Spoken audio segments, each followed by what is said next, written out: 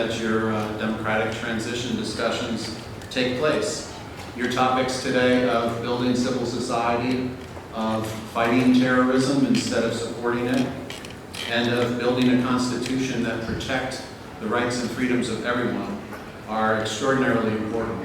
We were just looking at the national anthems on the computer earlier this morning, so I can report the U.S. anthem came from a proud Persian-American website.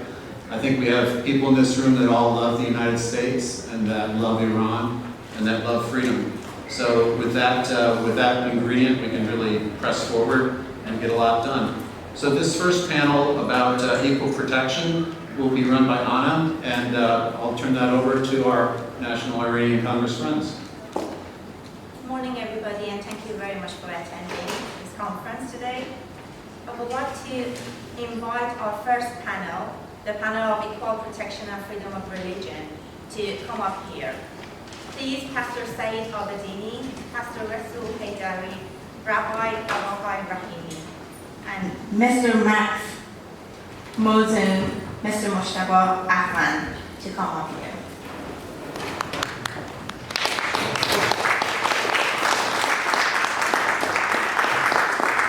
I'm going to give a brief on the current conference that we are holding today.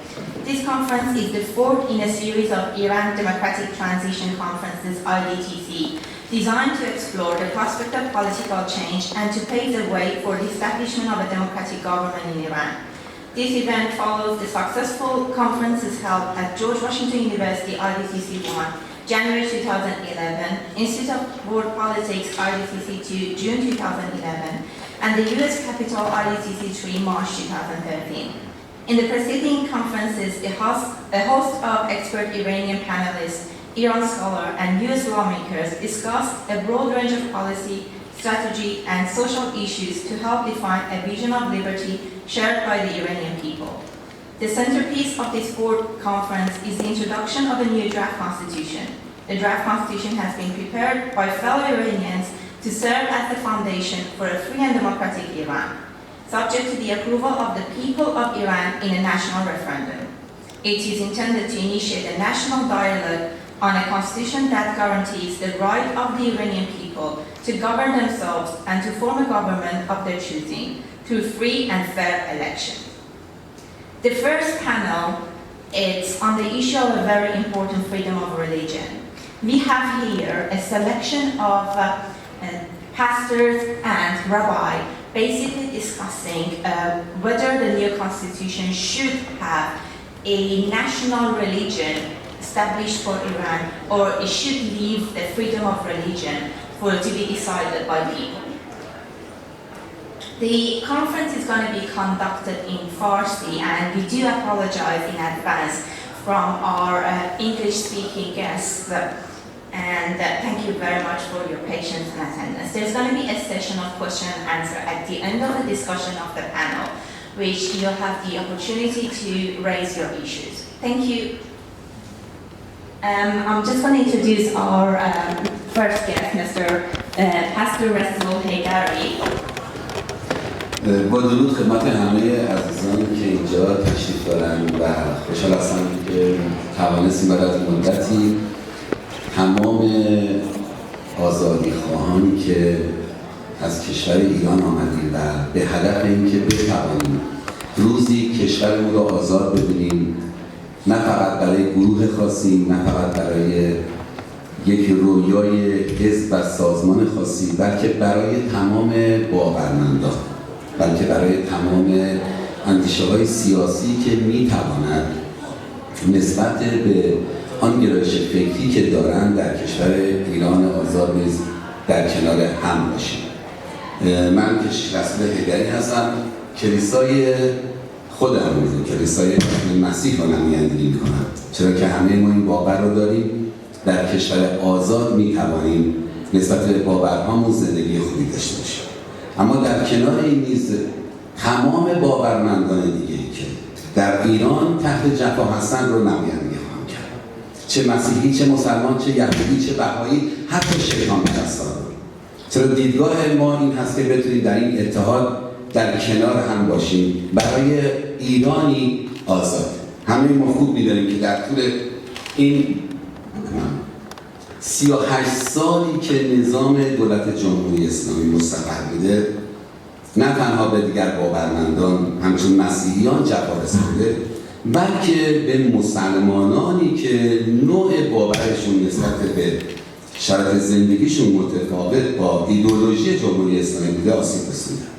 اما در طول این 38 سال بیش از 10 کشیش پروتستان اعدام شده، ترور شده و بیش از صدها مسیحی در زندان بودند. بیش از هزاران مسیحی آواره جهان شدند و جای فقط تنها ثمره خوبی که ما میتونیم از این نظام داشته باشیم این هست که توانسته این آگاهی و این بینش نوینی که از انجیل مسیح نسبت به که خدا محبت هست رو به ایرانی ها برسونه و شاهد بر این هستیم که در تمام جهان، یعنی تمام کشورهای اروپایی و حتی خود آمریکا، هیچ شهری نیست که ما کلیسای فارسی زبان نداشته باشیم. علتش این است که ایرانی ها حقیقتاً به خدای محبت ایمان دارن، خدایی که ما رو تشویق میکنه به عشق و باوری که بتونیم در کنار هم و برای دیگر باورمندان نیز این امکانات و این شرایط رو داشته باشیم. بودن من هرگز این نیستش که خواهان این باشم که میباید یک نظام مسیحی در آینده باشه، همونگونه که همه ما به نوعی با انجیل مسیح آگاهی داریم. انجیل مسیح پیامش سکولاریسمه. بارها مسیح رو برای پادشاهی بردن اما مسیح قبول نکردن، میگه گریخت از اینجا. پس فکر ما این نیستش که بخوایم نظام مسیحی داشته باشیم اما در چهارچوبی که تمام باورمندان آزاد باشن نیز در این مسیر قدم برمی‌داریم.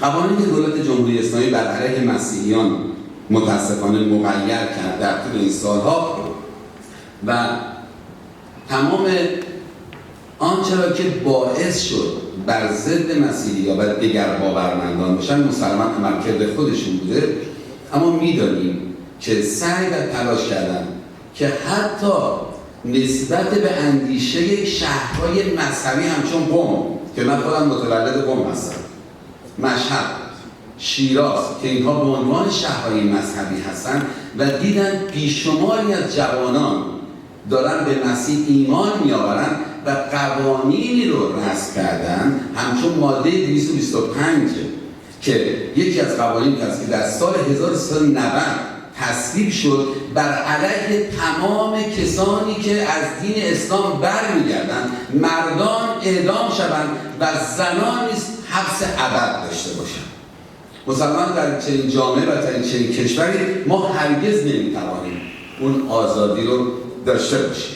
اما من اینجا هستم تا نمایندگی مسیحیانی که با من هم فکر و همراه هستند و تمام مسیحی هایی که در فکر این هستن توی کشور آزاد باشن داشتم و نیز تمام ایرانی هایی که به فکر آزادی ایران هستن.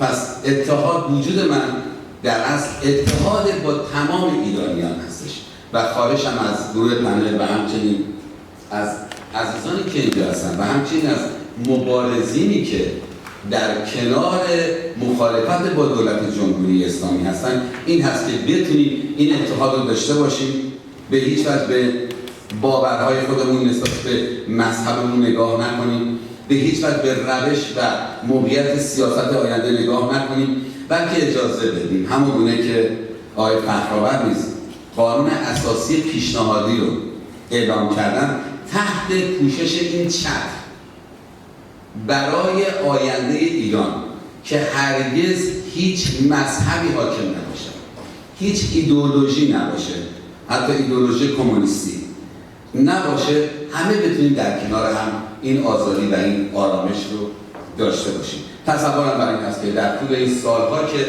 ایرانی ها آواره جهان بودن و پناهنده شدن دیدیم که چگونه توانستن تأثیر بذارن در کشورهای دیگه نسبت موقعیت‌ها و رشدی که داشتن. پس من این اتحاد رو میخوام که همه ما داشته باشیم برای سرنگونی رژیم و بیشتر از این هم فرصت نباید بدیم. بعضی از عزیزان شاید بر این باور هستن که باز اصلاحاتی میتونه انجام بشه، اما تا به امروز ثمره نظام دولت جمهوری اسلامی یک آگاهی بوده برای مردم ما، اما از این به بعد دیگه آگاهی نخواهد بود. از این به بعد متاسفانه دلسردی خواهد بود به طور خاص در جمع جوانان ما، و از این به بعد نیز میتونه دستاوردی برای دولت جمهوری اسلامی باشه نسبت به اون ایدئولوژی که داره که قصد داره با کشورهای دیگه متحد بشه، کشورهای اسلامی، و نیز جنگی رو بر علیه کشورهای آزاد شروع کنه. و می‌بینیم که اگر امروز در سوریه ایرانی هایی هستن بر علیه مردم سوریه می‌جنگن به خاطر پولی که دارن می‌گیرن، پس وضعیت اقتصادی ایران اونقدر خراب شده که ما شاهد بر این هستیم که چه بسا در آینده هموطنان ما که از نظر وضعیت مالی در فشار خواهند بود نیز به دام طلاهای جمهوری اسلامی قرار بگیرن، و نه تنها فقط مردم ما 80 میلیون مردم ما در خطر باشن، بلکه متاسفانه جهان نیز به توسط جمهوری اسلامی به خطری برتر از این نیز گرفتار بشه. با تشکر از شما عزیزانی که لطف کردید به عرض من گوش کردید.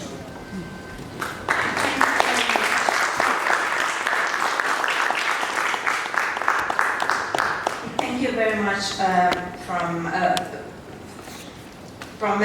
Pastor Rasul Haidari, and we invite Rabbi Avichai Rahimi to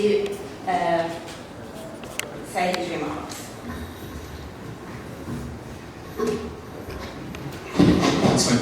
It's my pleasure to be with you in American Congress in this conference. I prefer to speak in my mother tongue, that is Persian. با تشکر از دوستان، سروران ارجمند، خانم‌ها و آقایون که لحظه شماری می‌کردن برای رسیدن به این کنفرانس، اول از همه تشکر از افرادی که در از کنشگرانی که این برنامه رو مدیریت کردن به این مرحله رسوندن. آنچه که به حال من به عنوان سرپرست کانون هماهنگی رهبران یهود و جوریسدیکشن هارمونی سنتر کنفدراسیونی هست از دانشجویان یهود نظر شخصی خودم رو ابراز می‌کنم. و البته هر یکی از مجتمع‌های فرهنگی ایرانی چه در اسرائیل هستن، چه در نیویورک، چه در لس آنجلس، چه در ایران، خط مشی خودشون رو بیان می‌کنن. از نقطه نظر یک پژوهشگر و تحلیلگر و به عنوان یک پیشوای مذهبی، وقتی که من به ایران باز می‌گردم، پیشینه نیاکان 2700 ساله فارس یهود رو ما بازنگری می‌کنیم. از اعلامیه حقوق بشر کوروش کبیر و اجازه ساختن معبد دوم، داریوش دوم، در انبیا، عزرا و نحمیا، آرامگاه‌های استر و مردخای در همدان، اندیشمندان و عارفان و سخنوران و همینطور شاعران یهود مثل شاهین امرانی، بابایی لطف، انبیایی مثل خباکوک، رفشرادا، یکایک در اصل اون فرهنگ فارس یهود ما رو بیاد میاره که تا چه اندازه آمیخته هست با آنچه که گذشته و آنچه که در آینده آزاد ایران ما همه دنبالش هستیم. مسئله دومی که مطرح میشه اینی که به هر حال یهودیان در حال حاضر بعد از انقلاب اسلامی، بعد از آزادی که داشتند، همطور که میدونید در اصل افرادی که زیستراح بودند و من جمله کانون خیریه‌ای رو اینها مدیریت می‌کردن، من جمله شادروان حبیب القانایان و همینطور آقای دانیال پور و افراد دیگه‌ای رو به جرم مشارکت با سیونیسم اینها رو اعدام کردن در اوایل انقلاب. و همینطور برنامه‌های دیگه‌ای که بود 13 فرد یهودی رو در از یعنی حبس کردن، به اونها حبس‌های طولانی داده شد که با دخالت افراد کنشگر حقوق بشر در خارج از کشور اون حبس‌های اونها تعزیزی بود و تا اندازه به اونها تخفیف داده شد. و آنچه که بعد اون ما اون رو می‌بینیم کوچ اجباری یهودیان ایرانی هستش که با وجود این که دولت اسرائیل عرض موعود آنها رو خواستار اینها بود که به اسرائیل بیان، ولی ترجیح دادن به امریکا برند و بیشترشون در ایران باقی بمونن، برای اینکه به قدر این فرهنگ فارس یهود 2700 ساله آمیخته هست با یهودیان ایرانی که دل کندن از موطن خودشون، دل کندن از جایی که بزرگ شدن به همین آسونی نمی‌دونه باشه. برای همین از نظر قومیت و از نظر ملیت خودشون رو تفکیک کردن. خیلی آسونه بگن ما قوم یهود هستیم، کاری با صهیونیسم نداریم، با دولت اسرائیل نداریم، با ملیت اسرائیل نداریم و این یعنی همسو هست با آنچه که در از جمهوری اسلامی خواهان اون هست، یعنی تفکیک قومیت و ملیت.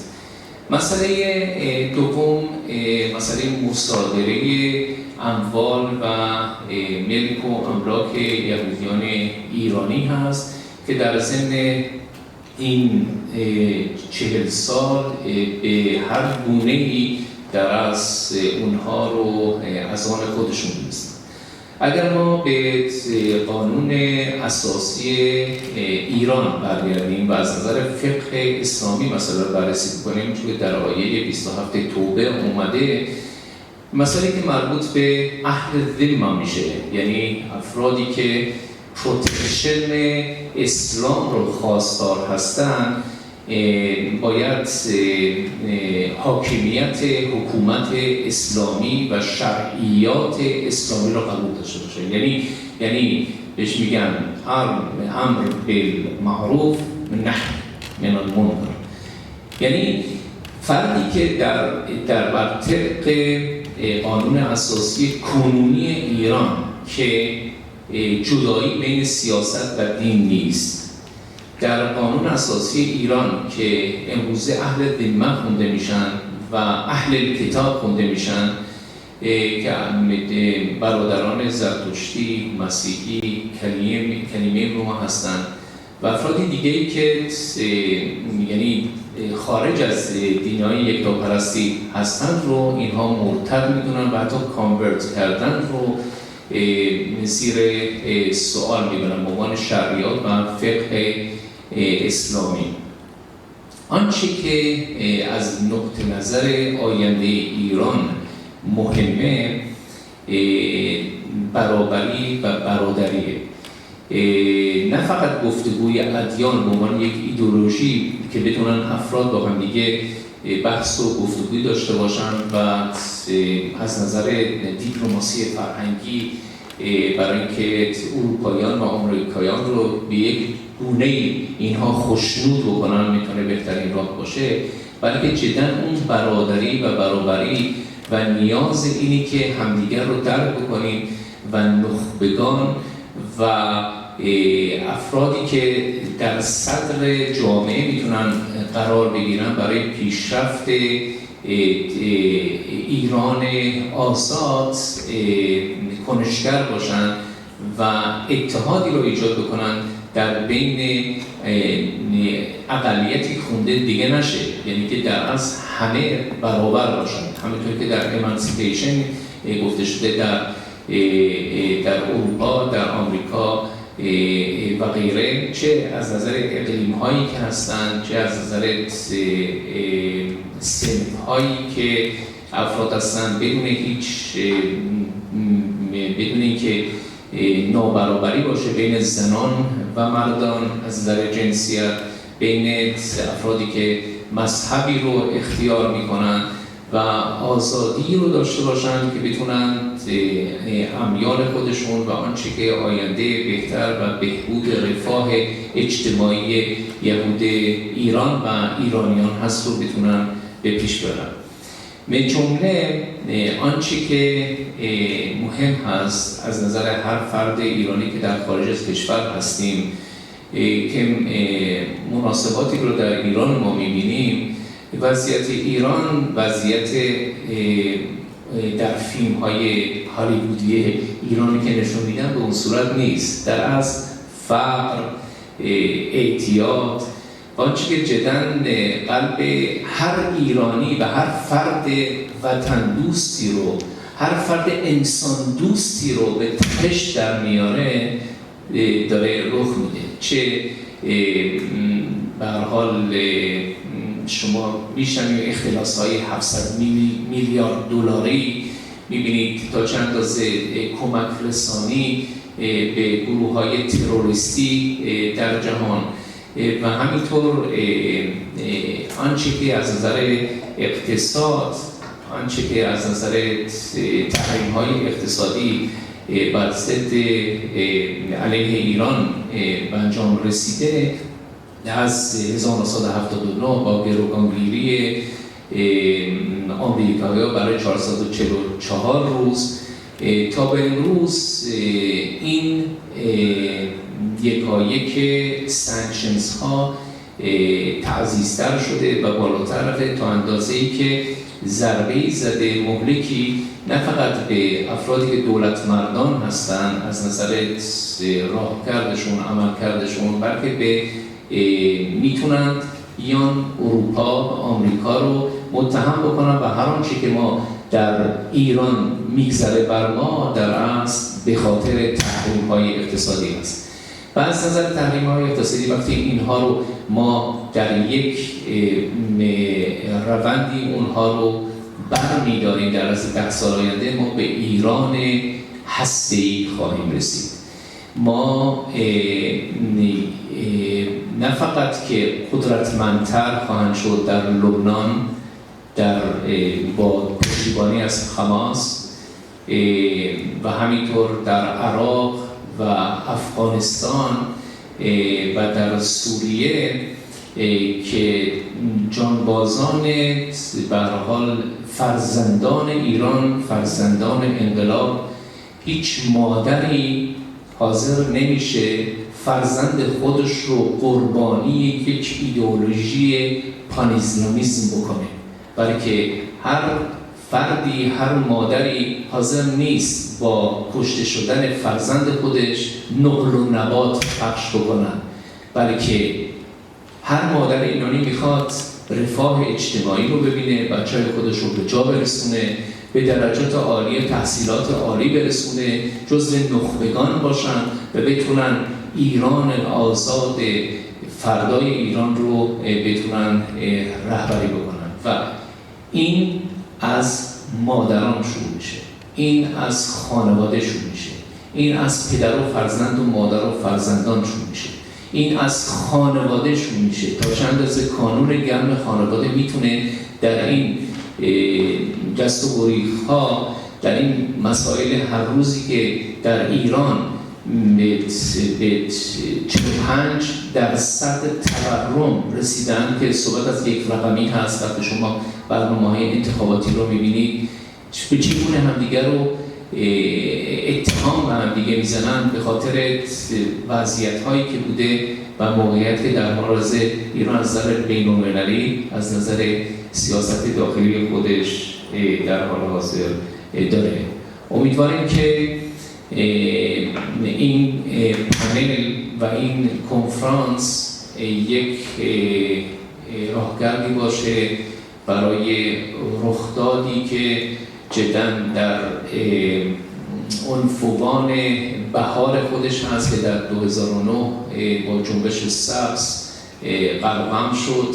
امیدواریم اون جنبش سبز خودجوش مردم ایران بتونن به پا خیزن و حق خودشون رو برای برابری و برادری اتخاذ بکنن. پاینده باد ایران.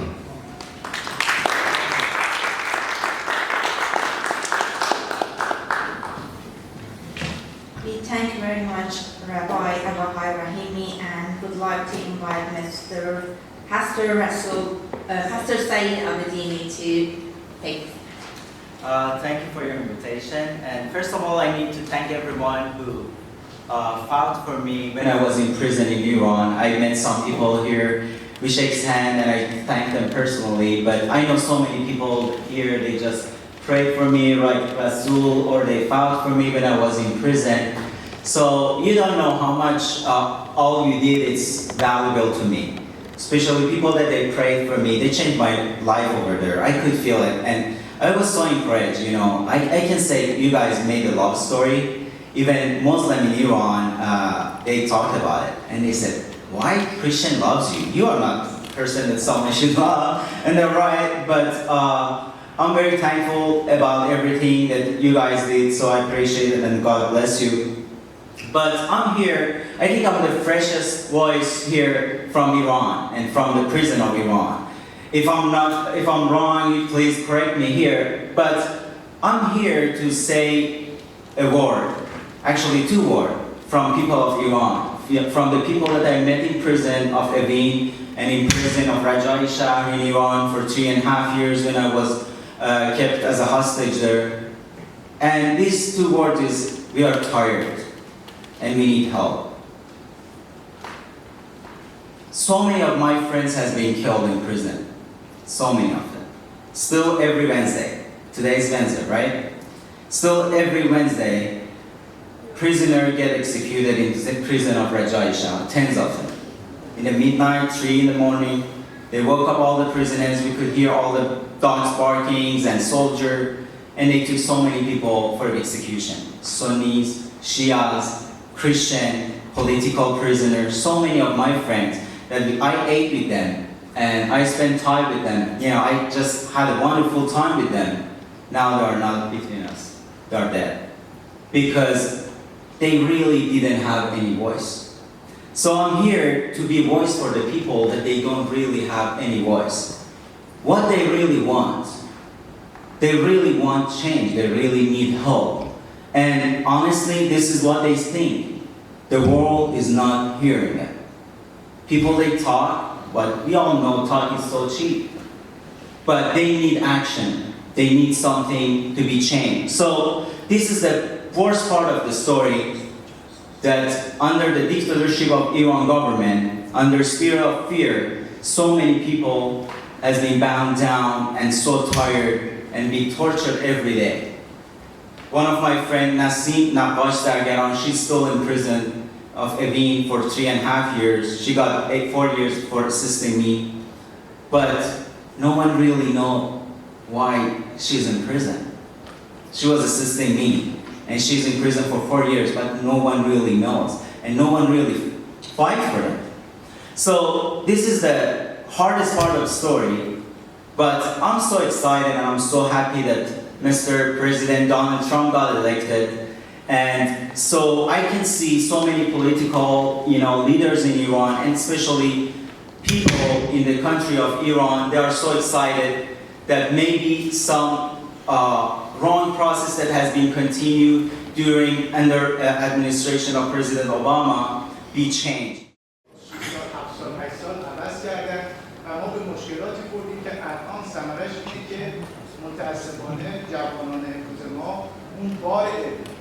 بار دانش اجتماعی و اون فهم دقیق مسئله تدریس و تحصیل رو الان فراموش کردن و متاسفانه همون حالتی که حالت تندرویی پیش اومده و ما می‌بینیم که خیلی از دوستانی که الان کانورت کردن از اسلام توی مسیحیت، همونطور که آقا می‌فرمودن، اینها موقعی که به عنوان یک مسلمان بودن تو لاین خیلی هارشیپی بودن، یعنی یک قسمت خیلی رادیکال فکر می‌کردن.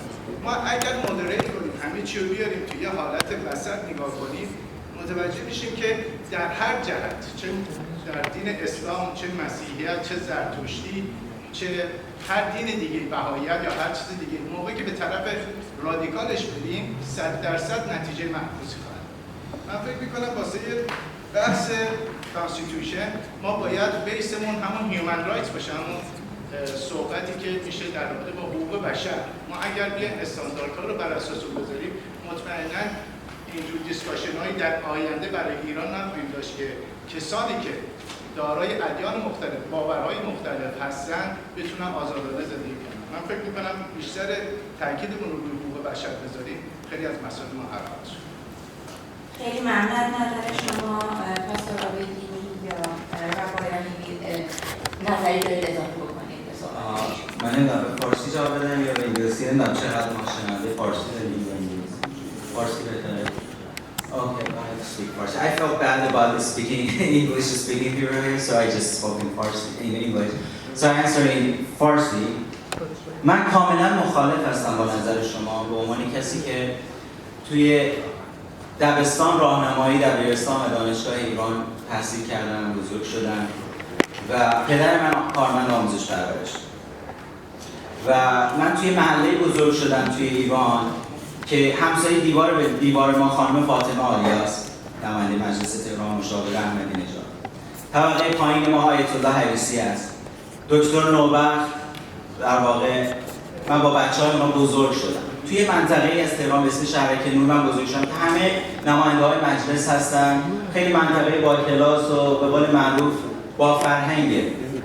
و من از همون ابتدا چماق و هویج رو توی زندگی توسط معلمین پرورشی خودم توی راهنمایی دیدم که چطور اینها با زور، با ترس و با باز کردن موقعیت‌ها مثل بسیجی‌ها که وارد دانشگاه میشن، اینها افراد رو مثل گنده رهبری می‌کردن به اینکه برین واش بشن، جستجوی مغزی بشن و بشن قسمتی از اون طرز تفکری که جامعه میخواد.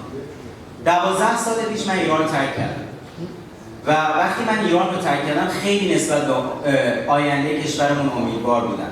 من جزء ستاد آقای خاتمی بودم و همینطور آقای کرباسچی و دایی من از نزدیکای آیت الله رفسنجانی است و من با این افراد بزرگ شدم و خب مادر من گفتم سید هست و به هر حال خانم جلسه‌ای و کاملا با این فرهنگ آشنام، چه با فرهنگ زمان پدرم که در واقع گارد جاویدان بود و رضا پهلوی رو از بچگیاش دوچرخه سواری می‌کرد یادش هست، چه از مادرم که ما تمام دوستای خانوادگیمون نماینده‌های مجلس از این نسل خردسال حفاظت کنیم.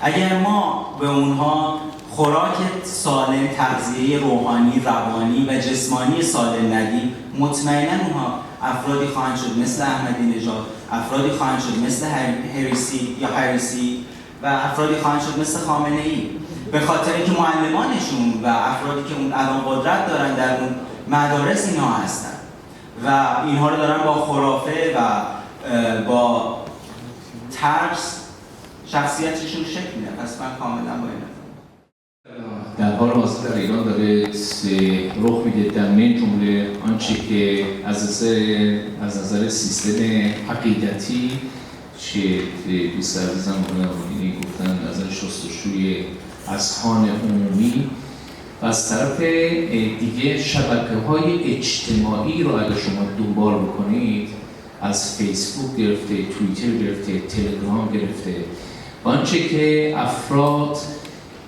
حرف حساب خودشون رو دارن میزنند.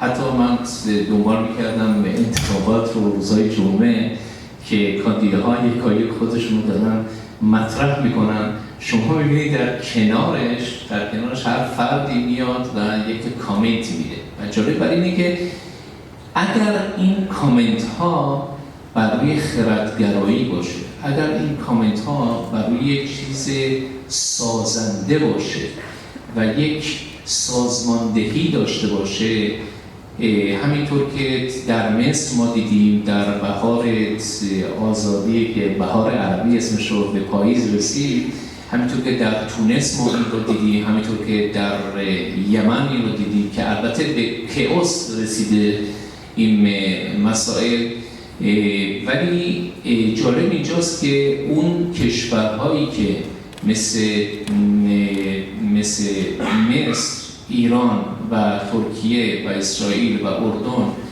و غیره، اینها تونستن به یک صورتی از وضعیتی که 2008 بحران اقتصادی پیچیده شد در تمام دنیا تحت از نظر جهان شمولی اقتصاد دنیا رو تحت تاثیر قرار داد، اینا به یک صورتی بیرون بیان و اون طغیانی که در بین افرادی که با وجود اینکه از نظر تزریق ذهنی از طریق سیستم آموزش و پرورششون شستشوی مغزی گذروندن برعکسش رو ایجاد کرد. همینطور آقا بدینی گفتن و دوست عزیزم اینی که هر چقدر که شما به طرف ملیگرایی برید،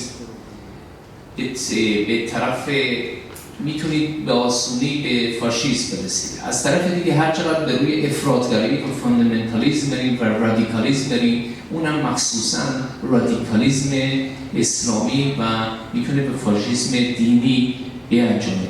برای همین تفکیک قوا اینجا مطرحه، یعنی دین از سیاست.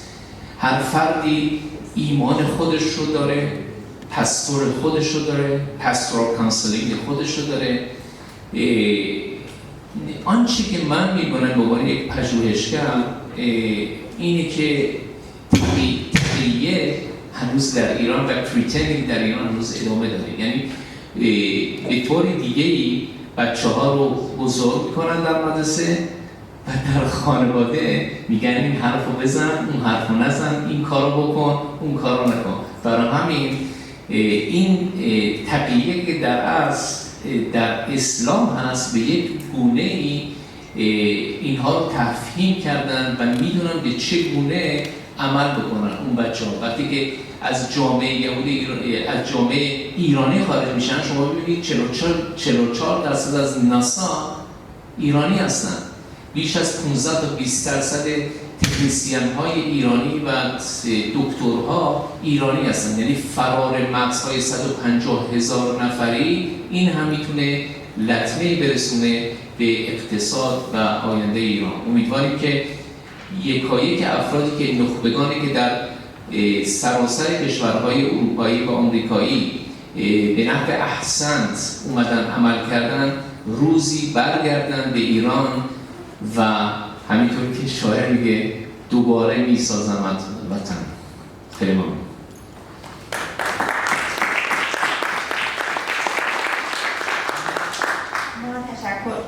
تشکر میکنیم از پانلیست‌های محترممون.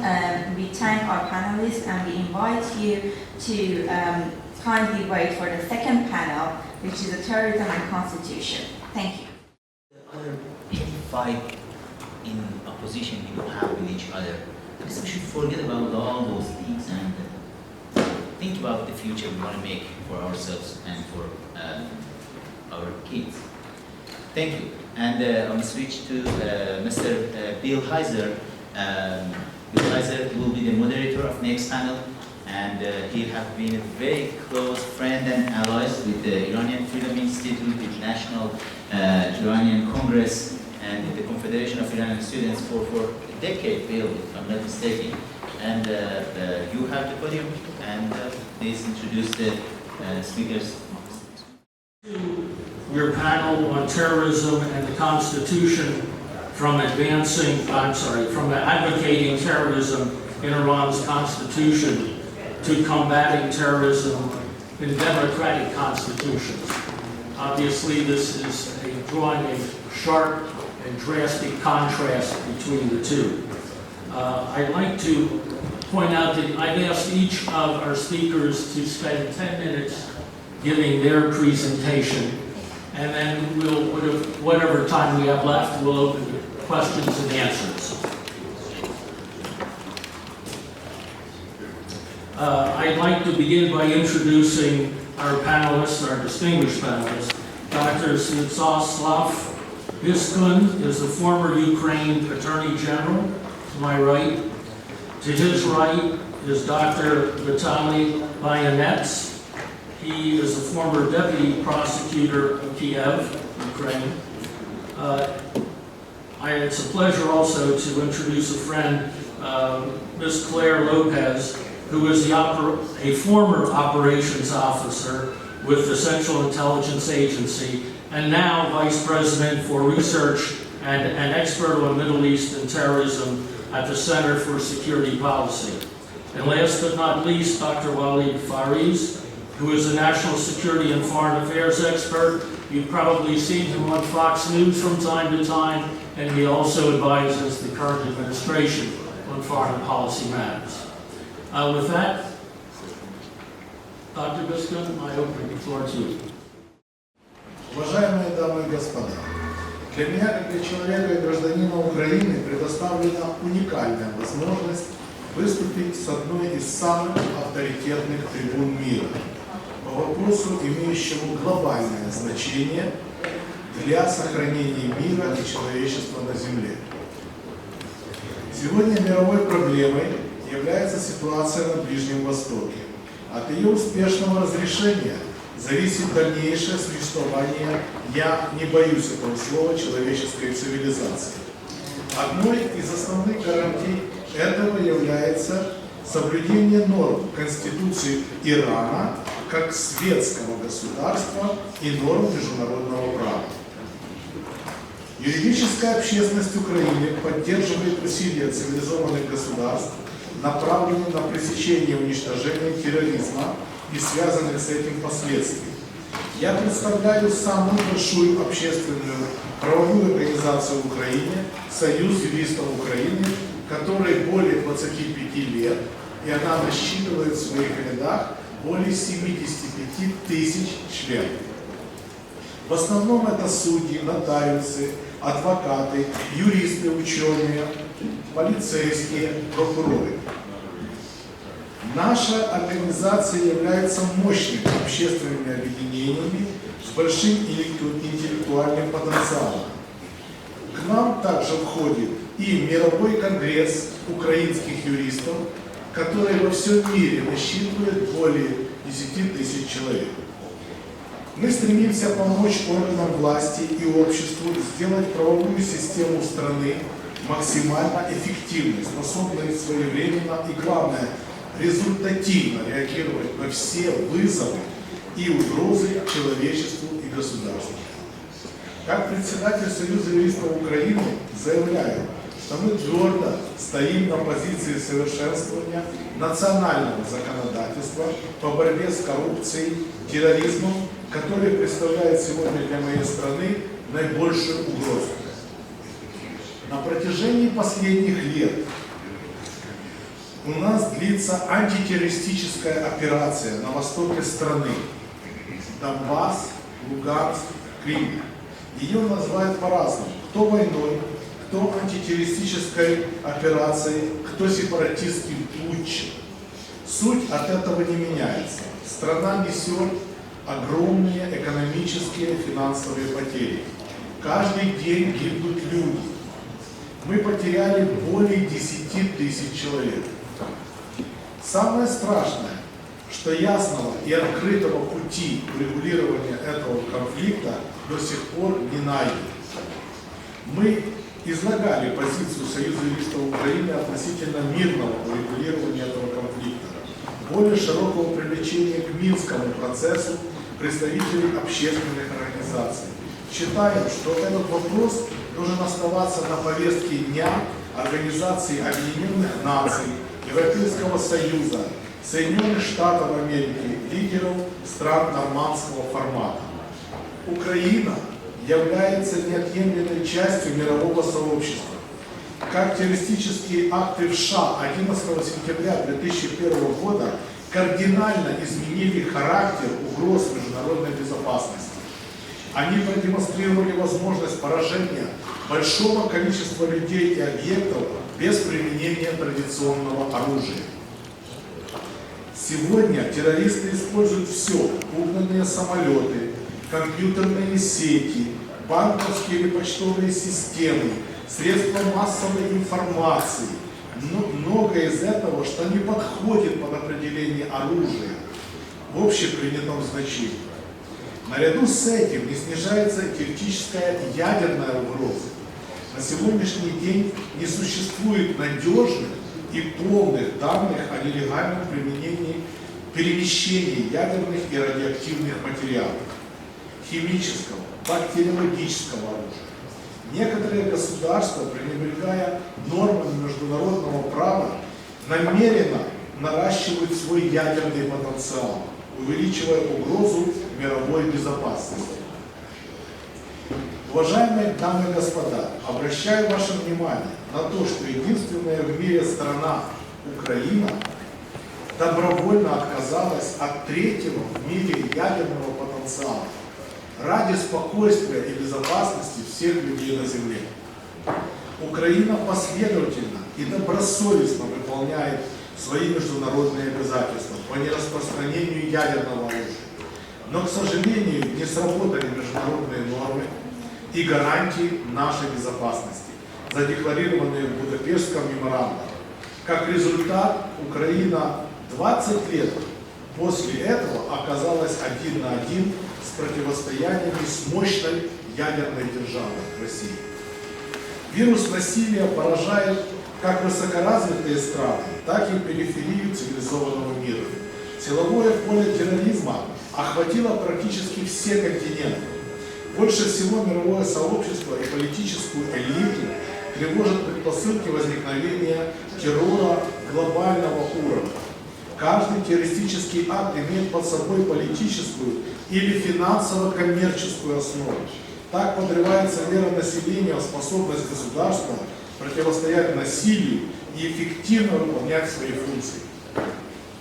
Украина, к сожалению, не стала исключением из этого перечня. В условиях обострения экономических и социальных отношений возможно выделить факторы, которые могут способствовать развитию терроризма внутри страны. Среди них криминализация общества, коррупция, рост цен, безработица, порожденная этим бедность большей части населения. В Украине, как и в большинстве стран постсоветского пространства, прошел процесс переформатирования бюрократической системы государства. Он сопровождался нарушением принципов социальной справедливости и нивелированием моральных ценностей, ростом организованной преступности, снижением роли государственных институций, а в большинстве случаев даже остановкой веры в Бога, потому что появились течения, которые отрицали веру. Территорию Украины составляют земли, которые ранее были в составе разных по уровню развития стран. Это наложило свой оттенок на культуру нашего населения. Особенности развития и становления правосознания. Именно поэтому при формировании государственной политики необходимо учитывать историческую нагрузку каждого конкретного региона страны. К большому сожалению, наши исторические особенности были использованы Россией для аннексии Крымского полуострова. Интегрируясь в общеевропейский процесс, мы, кроме получения пользы от сотрудничества, соприкоснулись с определенными проблемами междугосударственных отношений. Происходит снижение наших позиций США и странами НАТО по глобальным вопросам современности и по конкретным проблемам. Продолжается процесс углубления добрых отношений с Израилем. Одновременно мы наблюдаем тенденции к пересмотру отношений с некоторыми странами, во главе которых стоят радикальные лидеры. Все это может вызвать негативное и даже враждебное отношение к Украине со стороны антидемократических течений. Основываясь на достижениях отечественного и зарубежного антитеррористического законодательства, нам предстоит создать специальное законодательство по борьбе с терроризмом в Украине. Прежде всего, оно нести в себе должно эффективную предупредительно-профилактическую функцию. Геополитические посягательства отдельных государств создают условия для локальных насильственных конфликтов. Деструктивные сепаратистские силы прибегают к террористическим методам действия и достижения своих радикальных целей. В условиях растущего напряжения в мире Украина оказалась в эпицентре противоборства за доминирование на глобальном уровне. При таких условиях часть наших внутренних конфликтогенных факторов может перерасти и в международные. Для предотвращения преступных попыток сил международного терроризма необходимо объединение сил всего мира и сообщества.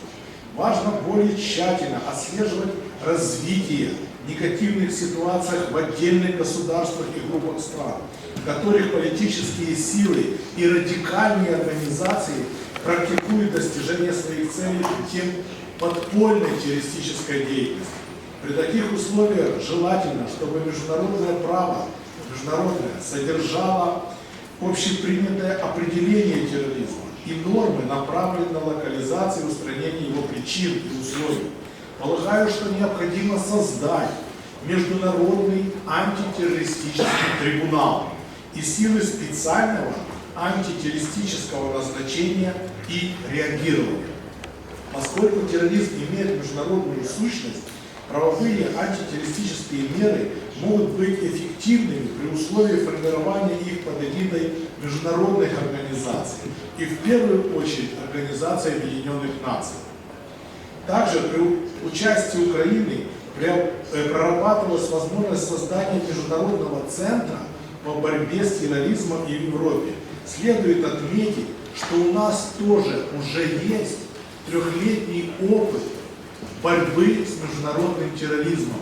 Мы ведем войну в Донбассе, на востоке страны 3 года, и каждый день у нас там умирают люди. Как уже отмечалось, одной из этих причин является сепаратизм, является резкое снижение жизненных стандартов, рост на этом фоне преступности. Одной из фундаментальных причин развала государства и государственности является коррупция, как среди эшелонов высшей власти, так и на бытовом уровне. Это обязывает нас провести конституционную реформу с целью усиления роли и повышения эффективности работы правоприменительных органов, создания системы профилактики и пресечения проявлений коррупции. Начало этой реформы положено изменением Конституции Украины в части правосудия, внесенной в 2016 году. Из Конституции исключена норма о полной судейской неприкосновенности. Согласие на задержание судьи дает Высший совет правосудия, а не парламент, как это было раньше. Судьи будут назначаться на открытых конкурсах под контролем общественности. Вводится также механизм постоянного мониторинга образа жизни судей и прокуроров, их достатка и расходов. Основанием для освобождения государственных служащих от должности теперь является только сам факт отказа от подачи декларации о своих доходах и расходах. Для рассмотрения коррупционных дел в системе правосудия предусмотрено создание Высшего антикоррупционного суда. Союз юристов Украины поддержал эту законодательную инициативу. На этом подчеркиваю только первые шаги. У нас впереди нелегкий и тернистый путь. Дамы и господа, пользуясь случаем, хочу поблагодарить американский народ и его представителей, уважаемых конгрессменов, а также правительство Соединенных Штатов Америки за огромную поддержку, которую они выказывают в такое трудное время для моей страны, для Украины. От имени Союза юристов я себя лично благодарю также организаторов форума за возможность донести до мировой общественности точку зрения украинских юристов по важнейшим проблемам современности. Благодарю за внимание. Пусть Господь помогает всем нам.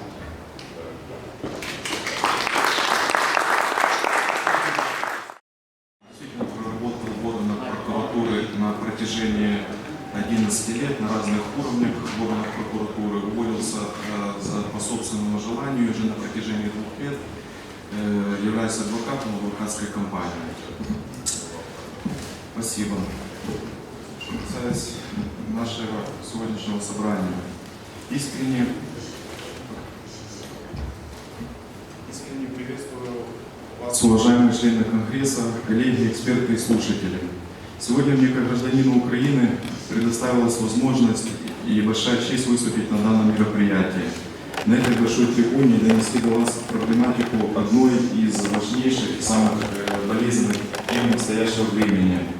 Это борьбу с терроризмом в странах Европейского Союза и Ближнего Востока, в частности в Иране. Я, как законопослушный гражданин, своей страны, отец своих детей, заинтересован в том, чтобы на мировой арене царил мир, чтобы наши дети и семьи жили в безопасности, в демократическом обществе, где прежде всего ключевой ценностью является человек и его жизнь. Стоит признать, что на данном этапе террористическая угроза в мире находится на достаточно высоком уровне. От таких проявлений страдают как страны, в которых продолжаются вооруженные конфликты, прежде всего Турция, Израиль, Сирия, Ливан, Ирак и Иран, так и страны Запада, Франция, Украина, Германия, Бельгия, Великобритания, которые до последнего времени считались вполне безопасными, учитывая развитую в них систему правоохранительных органов и спецслужб. Противодействовать этой угрозе становится все труднее, ведь международный терроризм – это явление, которое не имеет географических границ и представляет опасность не только отдельных стран, но и ставит под сомнение устойчивость всего международного правопорядка. Вступая в диалог относительно демократического превращения Ирана в конституционную страну с мирным и свободным населением, права которого закреплены в основном законе, я отмечу, насколько важен аспект международной помощи и партнерства в русле борьбы с террористическими организациями и группировками, которые подрывают национальную самобытность народа и государства. Равнодушие к террористическим проявлениям на международной арене, по моему мнению, недопустимо, поскольку любой вооруженный конфликт или террористический акт может перерасти в более угрожающую для всех форму войну.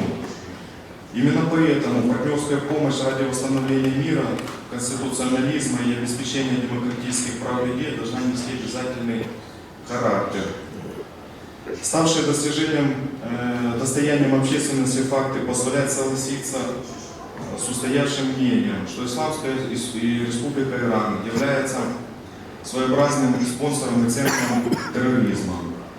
Благодаря развитию средств коммуникации и транспорта наш современный мир стал гораздо меньше, чем даже 10 лет назад.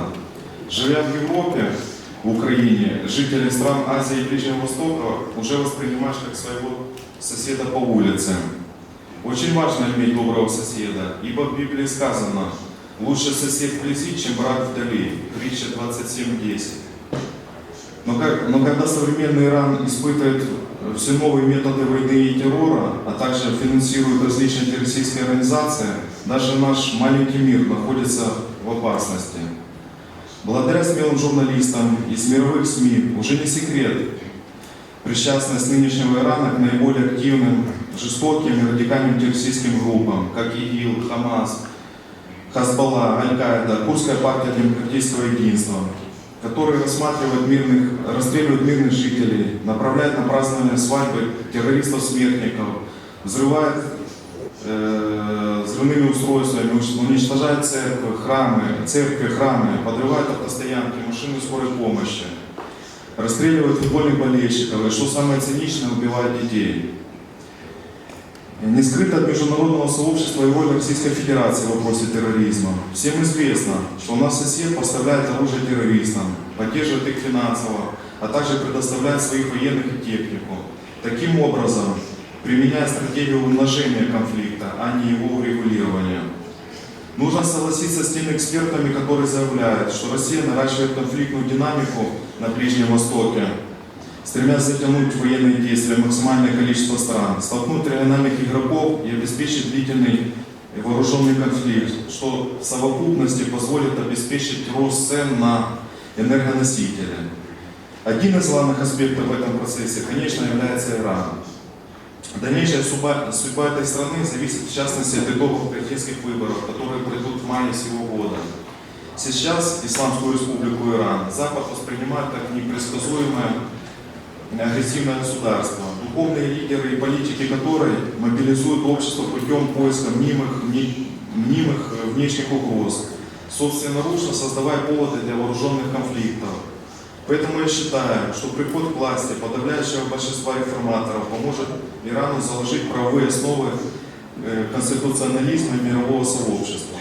Кроме этого, чтобы восстановить государственность Ирана, а также предотвратить совершение новых террористических атак или угроз, по моему мнению, главными стратегическими условиями борьбы с терроризмом должны быть: первое, высокое доверие граждан к специализированным правоохранительным органам, а также постоянное их сотрудничество с общественностью. Второе. Предупреждение, блокировка терроризма на начальной стадии и недопущение его становления и развития структур. Мощная профилактическая деятельность. Третье. Тесное сотрудничество с ключевыми мировыми организациями, такими как НАТО, ООН, Европол, которые смогут обеспечить военную помощь и наладить отношения между всеми участниками конфликта. Четвертое. Недопущение идеологического оправдания террора под знаменами защиты прав нации, защиты веры. Пятое. Предоставление всего управления антитеррористической деятельностью наиболее надежным специализированным службам при их полной независимости и расширенных полномочиях. Шестое. Усиление финансирования специализированных органов по борьбе с терроризмом. Седьмое. Использование договора с террористами только спецслужбами и только для перекрытия подготовки акций по их полному уничтожению. Восьмое. Никаких уступок террористам, ни одного безнаказанного теракта, поскольку практика показывает, что любой успех террористов провоцирует дальнейший рост террора и количество жертв. Девятое. Борьба с финансированием терроризма, контроль за использованием банковских счетов, крупных банков, нейтрализация путей поступления денег на банковские счета террористических группировок.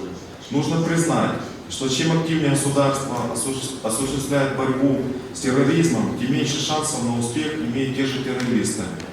А следовательно, такая борьба должна носить опережающий, агрессивный, безжалостный характер.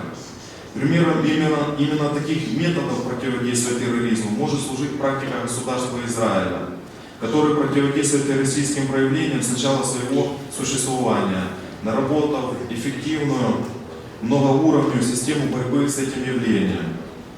Реализация антитеррористических мероприятий, согласно законодательству Израиля, возложена на спецподразделения, которые защищены юридически, имеют соответствующие функции и компетенцию.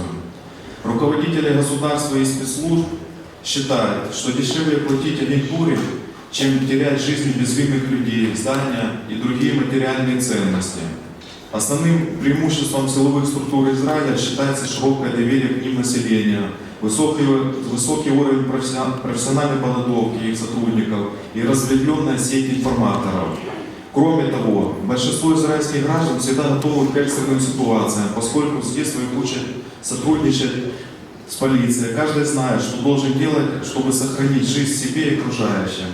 В Израиле безопасность граждан является национальной идеологией и национальным приоритетом.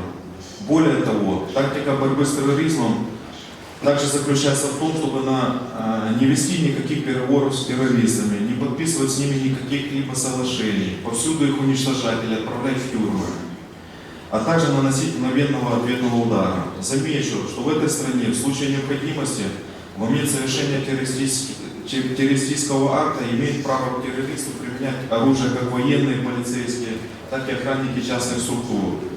Таким образом, следует признать, что объединение усилий органов государственной власти и общества в борьбе с терроризмом, а также радикальные методы такого противостояния являются весьма эффективным элементом системы противодействия этому опасному явлению. Израильский опыт антитеррористической борьбы следует учесть большинству стран, которые сталкиваются с подобными проблемами, в том числе и в Украине. Обращаю ваше внимание, что за все годы независимости в Украине ежегодно фиксировалось не более 10 случаев террористических актов, в то время как в течение 2014-2016 годов их количество возросло до более 1000 в год. Террористическая угроза в Украине набрала немалых оборотов, в то время, когда на законодательном уровне антитеррористическая борьба недостаточно действенна и совершенна. Прежде всего, в основном законе Украины не упоминается понятие терроризм, антитеррористическая деятельность, не определяются приоритеты такой борьбы. Специализированные правоохранительные органы не обладают полным комплексом необходимых полномочий, материально-технически не обеспечены, и, что самое главное, не сотрудничают с гражданами, поскольку уровень доверия общества таким спецорганам составляет менее 20%. Что в совокупности сказывается на достаточно низком уровне противодействия терроризму. Потому подчеркну, что формирование понятийного аппарата, проблемы борьбы с терроризмом, разработка вопросов экстрадиции, решение межгосударственных споров, унификация механизмов борьбы с актами террора должны содержаться в Конституции государства, от написания которого зависит деятельность правоохранительной системы и органов государственной власти, их эффективность и результативность. Формирование предписаний Конституции любой страны освещает приоритеты государства, его направления, развитие и обеспечение прав человека. И только абсолютное соблюдение всех этих предписаний может обеспечить успех государства как на национальном уровне, так и на международной арене, предотвратить совершение криминогенных и террористических проявлений. Эффективная Конституция – это залог успеха государства во всех направлениях развития. А поэтому каждая страна должна добиваться действительной реализации соблюдения норм основного закона как гаранта прав человека и всеобщего мира. Искренне благодарен всем вам за внимание, за поддержку, за возможность выступить среди такой высокоуважаемой публики. Отдельную благодарность хочу выразить организаторам этой конференции, поскольку попытки объединить усилия мирового сообщества для решения проблем отдельной страны действительно заслуживает почтения и свидетельствует о высоких демократических ценностях страны организатора. Надеюсь, что совместными консолидированными усилиями мы сможем построить мировые принципы обеспечения мира и верховенства права в каждом государстве, которое нуждается в помощи. В общности сила. Еще раз спасибо.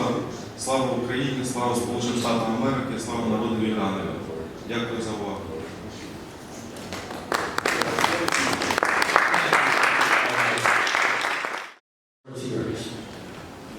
Thank you very much. I'd like to thank first of all the public, the audience, my colleagues for being here. I'd like to thank Congressman Trent Frank for the co-host of this event and the Iranian American NGO that has been working on these issues for a very long time. I would like to raise three major points. Point number one is a question: is the Iran regime involved in suppression of its own civil society, and is it using entities which are on the terrorist organizations in the United States and other countries? The second question: is the Iran regime involved in backing and supporting organizations or regimes in the region and beyond, which also are persecuting or politically suppressing their own civil societies with the use or through the use of terrorist organizations? And the third question is a quick look at U.S. policy and how it can improve in this direction. So let me quickly go over these 3 points. One, based on U.S. State Department, congressional, NGO documents for the last maybe 3 decades, not 4 decades, since 1979, it has been established that the Iran regime has been involved in systematic suppression of its own citizens, let alone of other citizens, in a continuous way. One phase from 1979, from the revolution until 2009, had seen the elimination of the opposition, of the various forms of opposition. And in 2009, we have seen, the public has seen, the international community has seen the rise of the Iranian movement, which was known or called the Green Revolution, and that came along with the rise of social media. So the international society was able to see, actually on Twitter, on YouTube, what was happening inside Iran. I consider it a benchmark. But between 2009 and 2017, the systems of suppression inside Iran have been going on. Again, as acknowledged by government reports or non-government organizations reports. These suppression activities were conducted and have been conducted and are still conducted by entities which the United States and other countries have put on the list of terror organizations, and I named 3 of them that are well known. The Iranian Islamic Revolutionary Guard Pasdaran, the Quds Force within the Pasdaran, and the Basij. These are open information, data that are recognized. Now the question is, who is being suppressed within Iran? The answer is, apart from the supporters of the regime, everybody else. Beginning with the various segments of society, starting with the youth. The youth have been very exceptional in trying to rise, to reach the level of change. One major event we witnessed as much as we could then in 1999, students across the country, universities. Then 10 years later, the whole population rose in 2009 after the election. So civil society in Iran is very active in trying to reach the level of freedom. But then in addition to mainstream civil society, ethnic minorities are suppressed in what we call the ethnic corridor belt inside Iran, to name a few. The Kurdish minority, the Arab minority in Ahwaz, the Baluch minority, and other minorities inside Iran.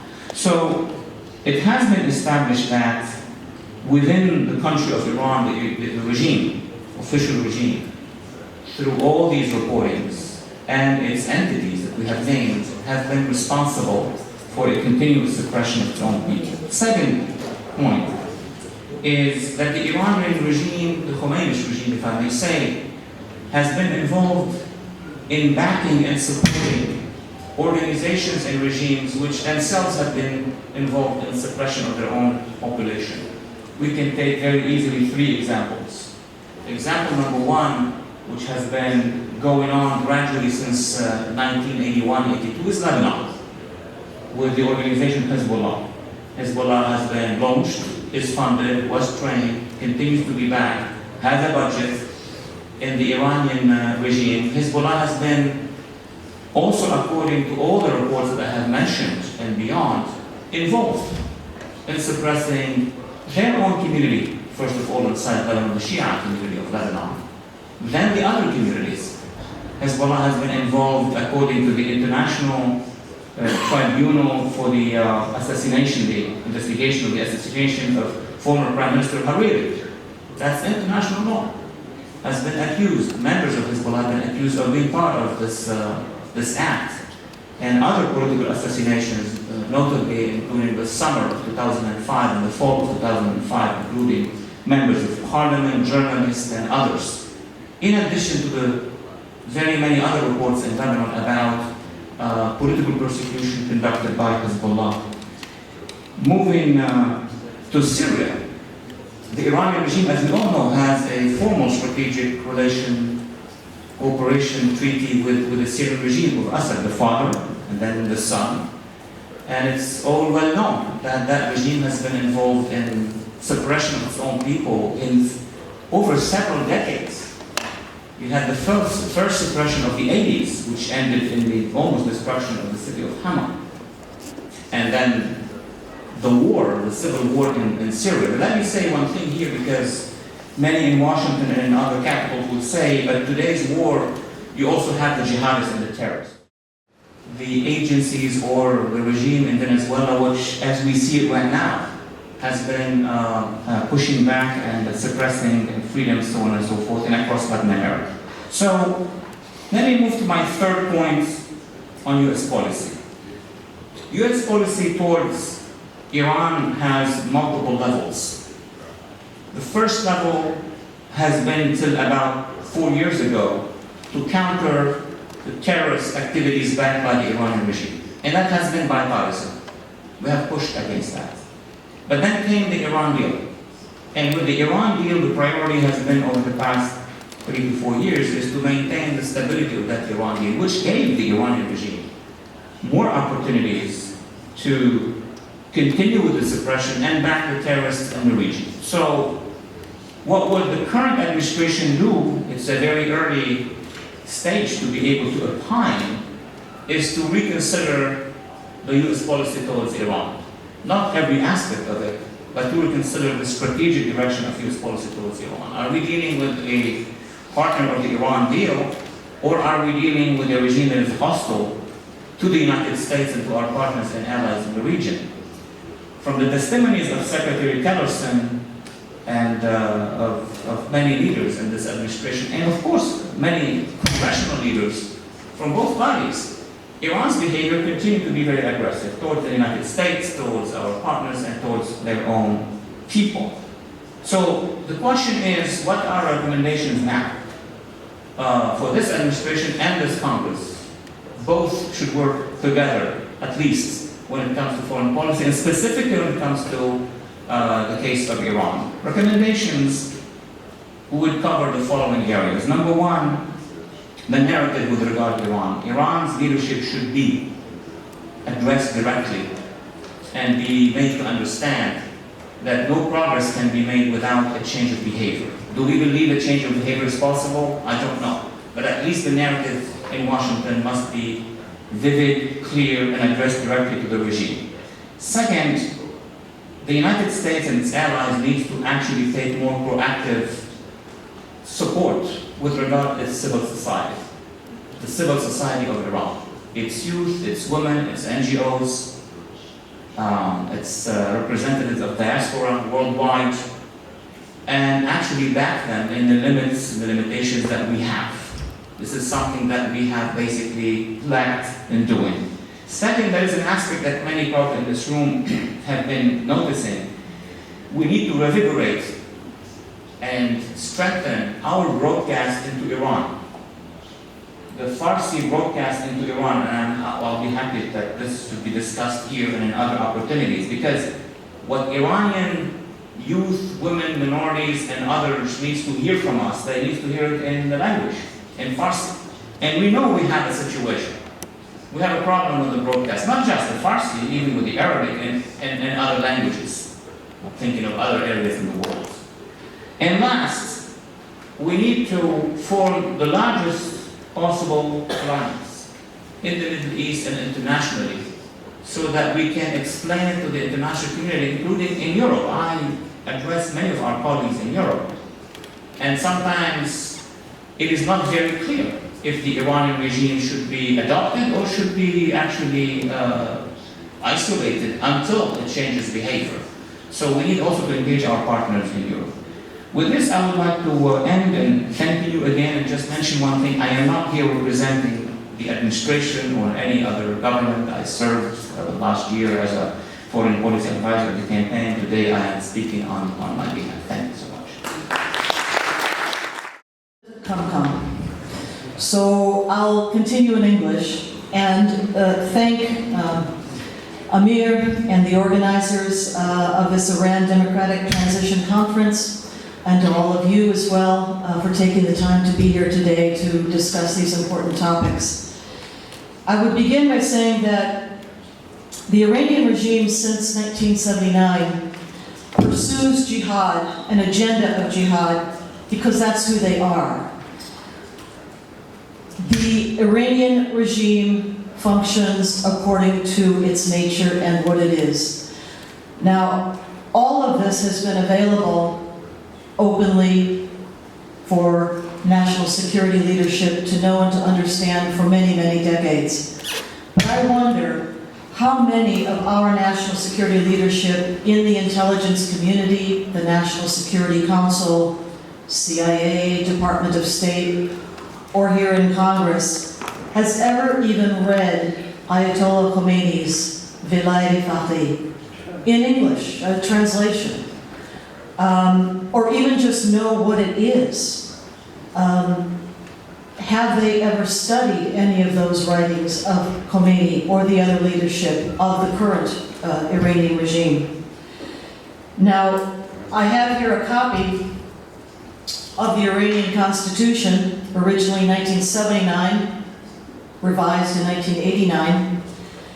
And it's easily available online for a very nominal price, and lays out very specifically in explicit language this regime's support for jihad and for Sharia, not just in Iran, but the entire world. And so let me read to you just very briefly a section in which the Constitution addresses the role of the IRGC, that is the Islamic Revolutionary Guard Corps, the Pasdaran. And it calls the IRGC an ideological army, and says that not only is their role, their mission, to be an ideological mission, but an ideological mission of jihad in God's path, fi sabilillah. That is, extending the sovereignty of God's law throughout the world. And then it quotes from the Quran, from verse 860, which says, "Prepare your forces to the utmost of your ability, including steeds of war, to strike terror into the hearts of the enemy."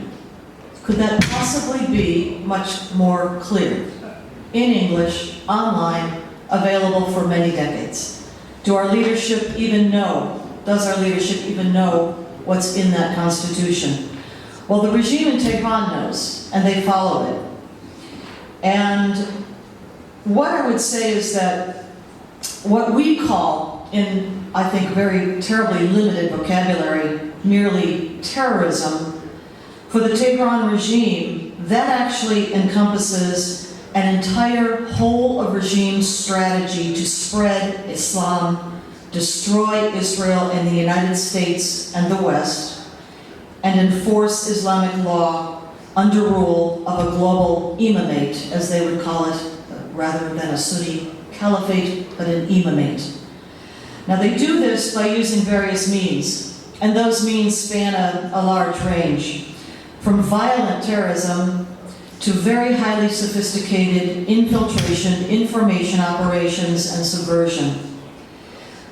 They have a very advanced and broad weapons of mass destruction set of programs for all chemical, biological, and nuclear weapons, as well as the ballistic missile delivery systems for them.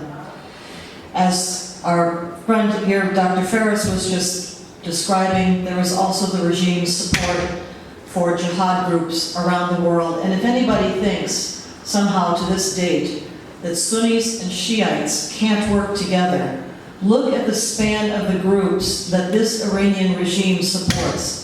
Some are Shiite, some are Sunni. They include Al-Qaeda. Yes, Al-Qaeda. The Iranian regime worked with Al-Qaeda and Hezbollah on the 9/11 attacks. How many of our leadership know that? They support the Iraqi Shiite militias, as Dr. Ferris said. There is some kind of a modus operandi, I would suggest, even with the Islamic State. Certainly support, as we know, in Afghanistan for the Taliban. Now, in Iraq, beyond what the Iranian regime did with Al-Qaeda and Hezbollah in the attacks of 9/11, the Iranian regime's support for Iraqi terror militias resulted in the deaths and the maiming of thousands of Americans, citizens, and troops. That regime has never been held accountable for any of that. In addition, this regime has established satrap or puppet regimes in Baghdad, Beirut, Damascus, now making a play also for Yemen, and one would say perhaps seeking to establish a position on the Bab el-Mandeb, the very important strait between the Arabian Peninsula and Africa.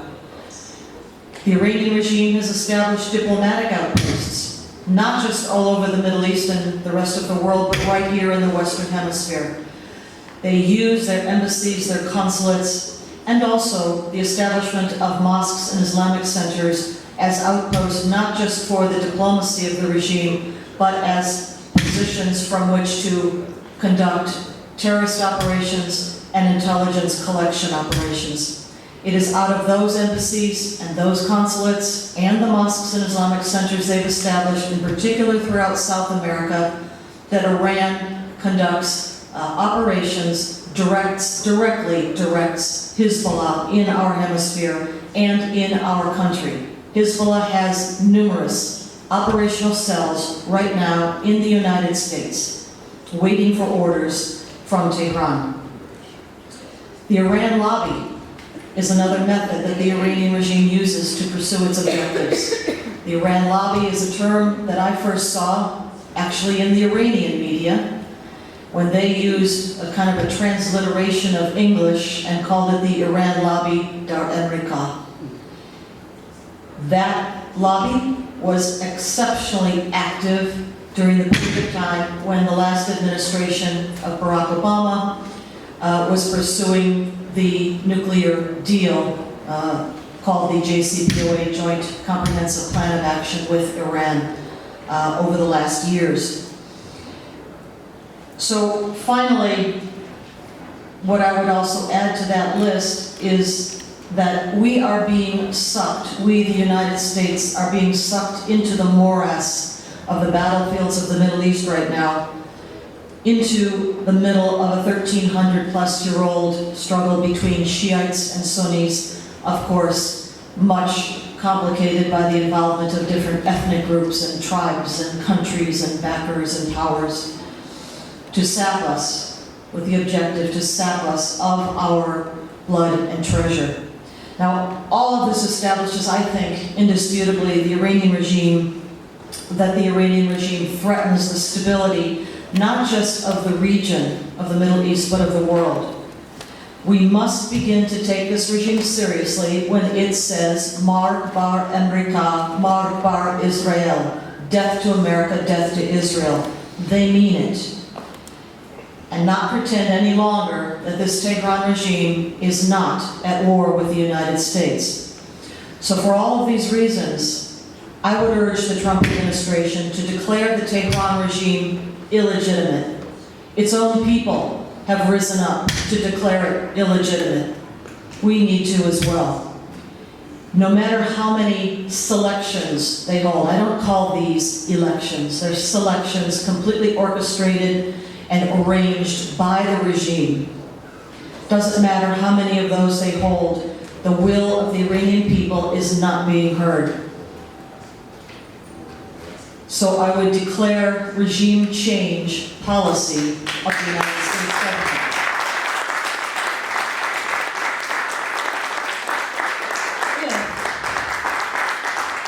If I were an advisor to the Trump administration, which I am not.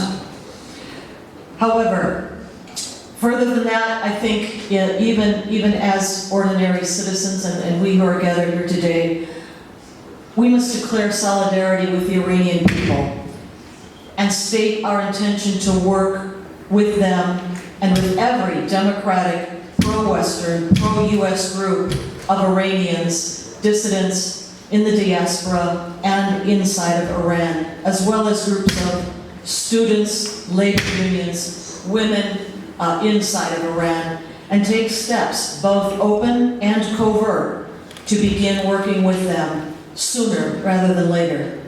Finally, let me offer some suggestions on what a new constitution and a new form of government for Iran might look like.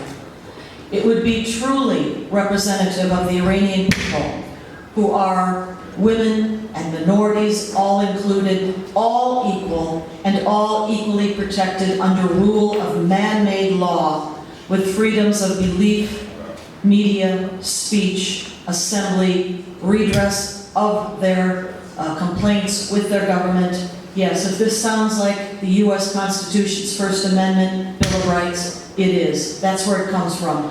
There is no better model in the entire world or the history of the world for a form of government that provides the most and the best freedom to the most people than the U.S. Declaration of Independence, Constitution, and our Bill of Rights. Furthermore, a new government in Iran would be a government that rejects the 1990 Cairo Declaration of the Organization of Islamic Cooperation that abrogated support for the United Nations Universal Declaration of Human Rights in favor of Sharia. That must be reversed. Finally, a government that verifiably gives up all of its WMD, weapons of mass destruction programs, and ballistic missile delivery systems for them. And a government that rejects jihad, bisabilillah, to establish and impose Sharia not only on its own people, but on the rest of the world. A new constitution of and for and by the Iranian people is long overdue. Thank you. Of the moderator in this fashion. I'm going to add another speaker to our agenda here. His name is Azad Pelavar, and he is a former student and activist who now lives in Canada. He was jailed with his mother and father when he was 2 years old. He's going to speak about the Revolutionary Guard and paramilitary groups. Thank you. Yes, my name is Beza. I'm from Toronto, Canada. A little bit colder, I believe, than here. And this is true. I was born right after the revolution in Iran in 1981. 2 years after the revolution, the new government, the communist government regime, they started to arresting the other political groups, the other members of communities, and they start calling them non-believers, like Baha'is, many others that they don't believe in Islam, or they've been,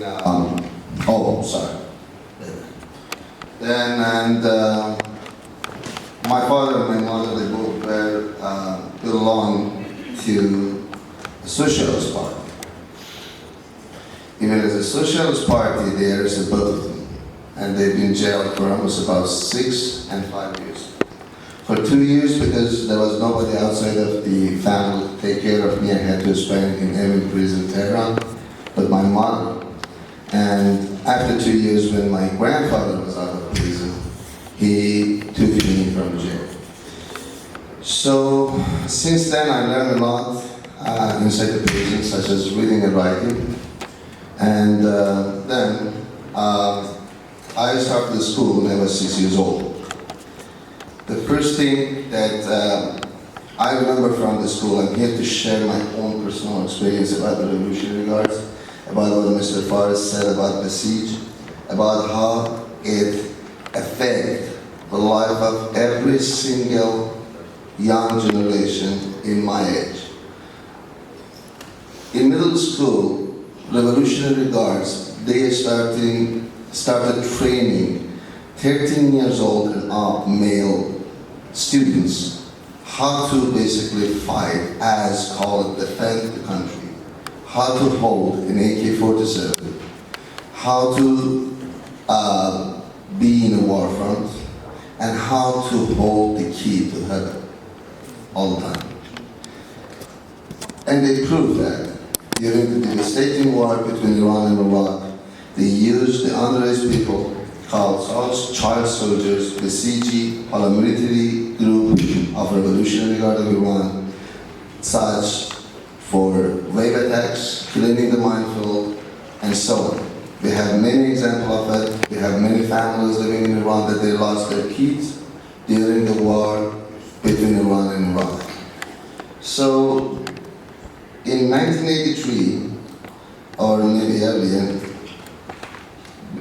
Ayatollah Khomeini ordered that we have 20 million males over the age of 13, and we need to assemble a group, a paramilitary group called Revolutionary Guards. Every single male within the country needs to be a member. So today, I believe that we have 20 million members in Revolutionary Guards, which 3.5 million people, 3.5 million child soldiers, they created inside the schools. Being a member of a military group has a lot of incentives in Iranian regime. You can go to specific universities, and this is how basically they create the next generation of the managers, the CEOs, the presidents, and the ones that run the government. Then Mr. Faris has basically told a lot about shared a lot about the Revolutionary Guards in Iran. It's basically a Shia supporting group all over the world. This is basically, I believe, that Mr. Faris understands, is started with Hezbollah, supporting Hezbollah, and it calls Hezbollah, Since Hezbollah is always winning. They're gonna win everywhere, and if there is any shit anywhere in the world, they have to support. This is the rules, this is the regulation. So during this, I just want to talk about today's revolutionary group, more of it. When we're talking about 38 years ago, we're talking about just a people that they are surprised of the revolution and they have a gun in their hands, they attack the American embassies, they arresting people, they put everybody in prison. Today's revolutionary guards, they are different. They're controlling everything within the country, I can say. They're controlling the oil. They're controlling mass infrastructure. They're controlling buildings. They are controlling everything. They are buildings and domes, homes, bridges. Everything within the country means they approval from them.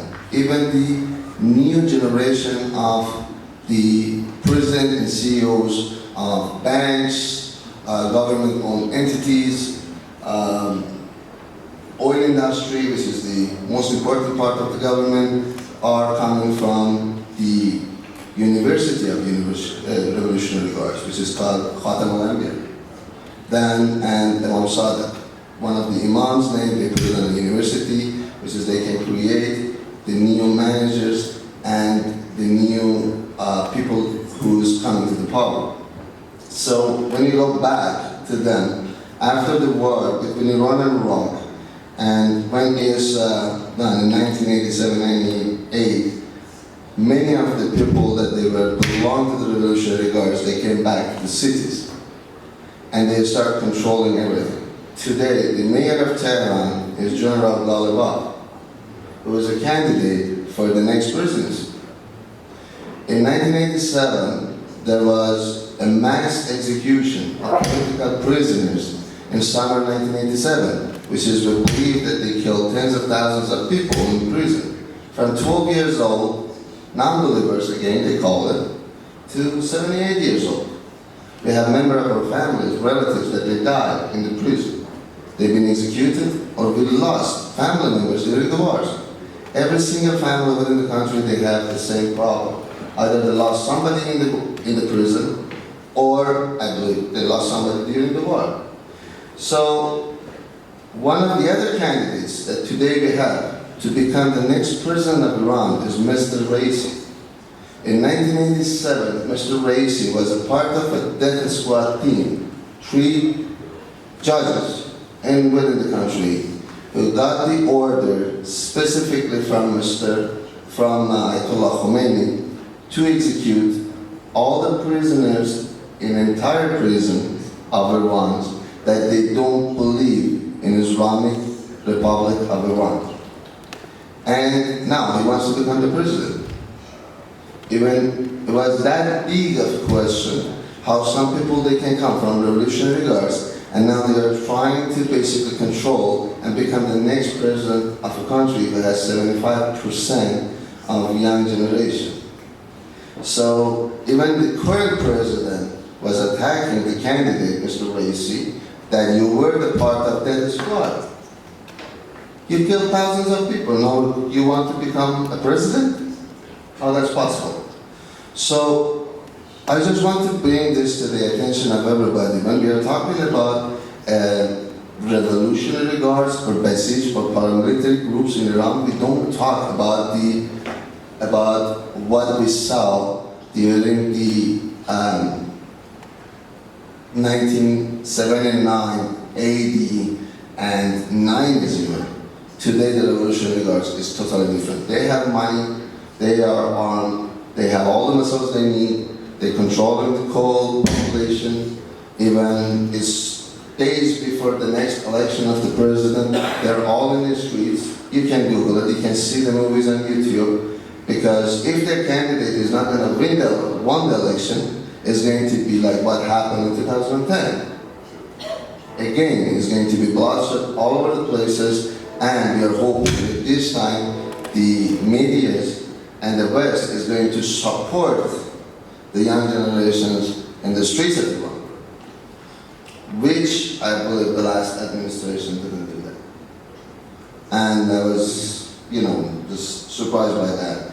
And I just want to finish my sharing is that when you want to look into the Sabah Ashtaran or Basij, you are talking about the west borders of India up to the east border of Israel. They are everywhere. You can sit there for the steps, everywhere. You know, and if the West wants to basically control it or go back to the table of negotiation, I believe it's much better to first think about how they can bring peace to the Middle East in general by fighting against the terrorism causing in the Middle East, such as what is going on today in Syria, what is going on in Iraq, what is going on, as I said, from the west borders of India up to the east borders of Israel. And then if you want to go back on the table, no problem. Thank you. مثلا با مخالفت‌های خیلی زیادی مواجه شدیم. خیلی‌ها گفتن آمریکایی‌ها چه حقی دارن برای ما قانون اساسی بنویسن؟ اصلا چرا باید یک همچین جلسه‌ای توی کنگره آمریکا گذاشته بشه؟ و اعتراضات بسیار زیادی کردن، در صورتی که توی تمام این سال‌ها همیشه فریاد می‌زدن چرا آمریکایی‌ها به ما کمک نمی‌کنن؟ چرا آمریکایی‌ها فرصت رو فراهم نمی‌کنن سیاستمداران آمریکایی ما ایرانی‌ها بتونیم دور هم دیگه جمع بشیم و چرا کمکمون نمی‌کنن تا بتونیم علیه رژیم جمهوری اسلامی اقدام کنیم؟ حالا که فرصت پیش اومد و پیش قدم شدن در این حد که در کنگره ایالات متحده اومدن وسط، ما رو دارن دعوت میکنن، فضای امن و آرامی رو برای ما فراهم میکنن که دور هم دیگه بشینیم و درباره مهمترین اصلی که 38 ساله این اصل رو ما فراموش کرده بودیم که مهمترین چیزیه که باید در اپوزیشن بهش بپردازیم. حالا که این فرصت رو فراهم کردن، به جای بهونه‌جویی بهتره که از این فرصت بهترین استفاده ممکن رو بکنیم. حالا توی بحث بعد از ظهرمون ما بیشتر درباره قانون اساسی خواهیم گفت. Let me introduce Congressman Trent Franks. I know Congressman for last, I guess, 9 years. Last 9 years, yeah. Congressman Trent Franks, as co-chair of the International Religious Freedom Caucus in the House, has been at the forefront of issues of concern to religious minorities around the world. He is currently serving his 8th term representing Arizona and serves on the Armed Service Committee, the Judiciary Committee, and as Vice Chair for the Strategic Forces Subcommittees. Congressman Franks also chairs a number of other caucuses, including the Congressional Caucus on Orphans and Vulnerable Children, the Congressional Israel Allies Caucus, the Missile Defense Caucus, and the National Security Working Group in the Republican Study Committee, and of course the Congressional Free Iran Caucus. But to add a couple of more words, I met Congressman Trent Franks in 2008 for the first time when I was at the briefing here at the Congress. I was talking about the issues of sanctions, the oil sanction and central bank sanctions, and how we need these type of acts from United States and allies around the world to can bring down the dictatorship of Islamic Republic of Iran. And at the end of my speech, at that time we didn't know Congressman Trent Franks. At the end of the speech, Congressman Trent Franks stood, he was humbly sitting with the audience and stood and said, Amir, after listening to you as somebody who have been tortured in Iran as a student leader, I want to promise I will do whatever I can do and I will use all my power in this Congress to help millions of Iranian people who are seeking to have their freedom and democracy. I want to help them. And he have done it. He's the man of his word. For last 9 years, he worked tirelessly with us, with the Iranian oppositions, And this is the fourth conference, that the fourth Iran Democratic Transition Conference that Congressman Trent Franks is supporting. And this time, this is the topic that Congressman loves a lot, the Constitution. Congressman served as a chairman of Constitution Subcommittee at the House until a couple of months ago. And he loves the issue of Constitution, and he knows how important is this issue. Before asking Congressman to come here and give us the honor to speak for us, we want to give Congressman something, then he can remember forever the National Iranian Congress. Congressman Trent Franks.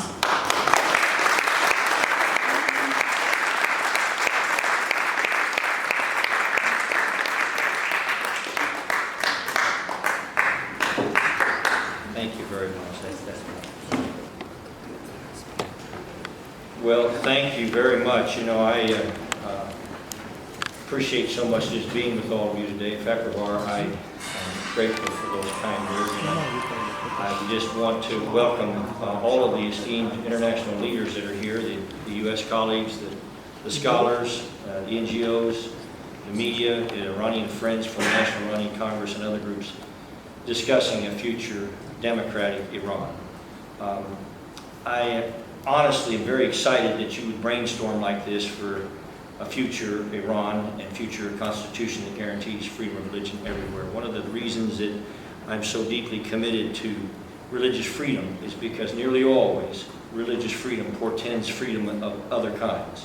If you have religious freedom, it's the cornerstone of all other freedoms, and other freedoms follow. And so I think that you're very wise in your approach here. And let me just say, if I can, Fakhrivar, others know that I have a deep, abiding love for the Iranian people. I believe they're noble people. Even though I have been probably one of the more shrill voices in Congress when it comes to criticizing the Islamic Republic there in Iran, the government that has hijacked a noble nation. So please, when I talk here in a few moments about this, understand that I make a very dramatic difference between the Iranian people and the current Iranian government.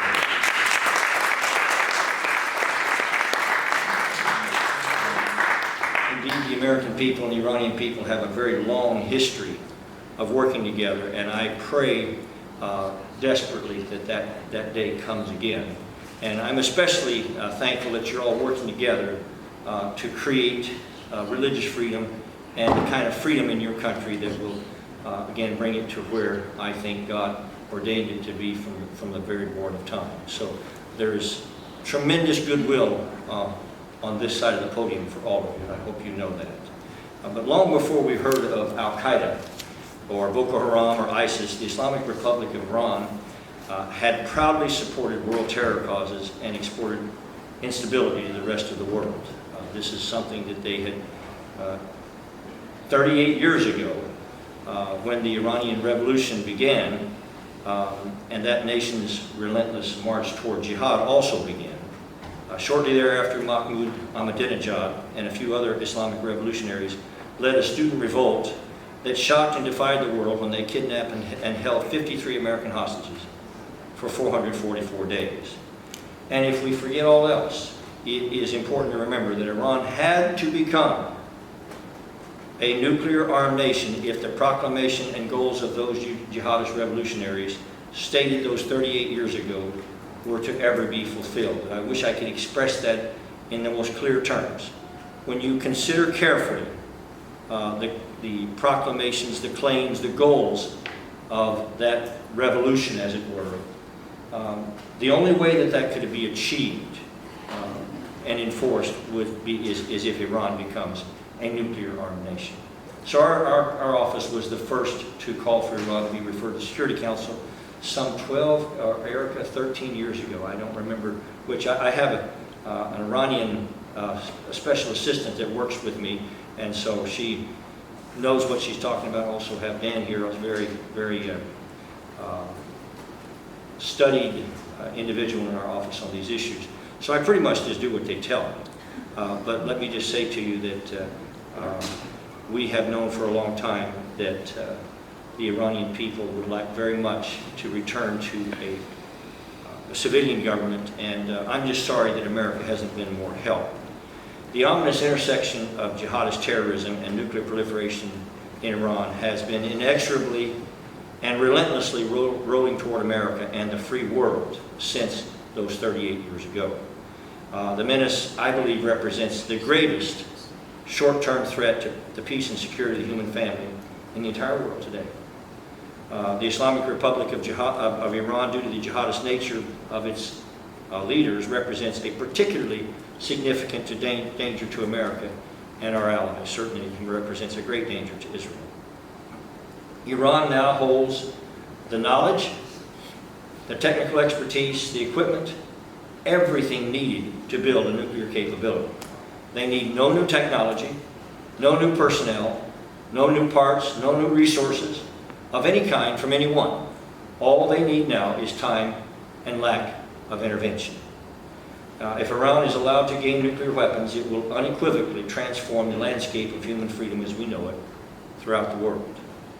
The world's primary financier of terrorism will be armed with nuclear warheads, if that happens. A desperate nuclear arms race will rage across the entire Middle East.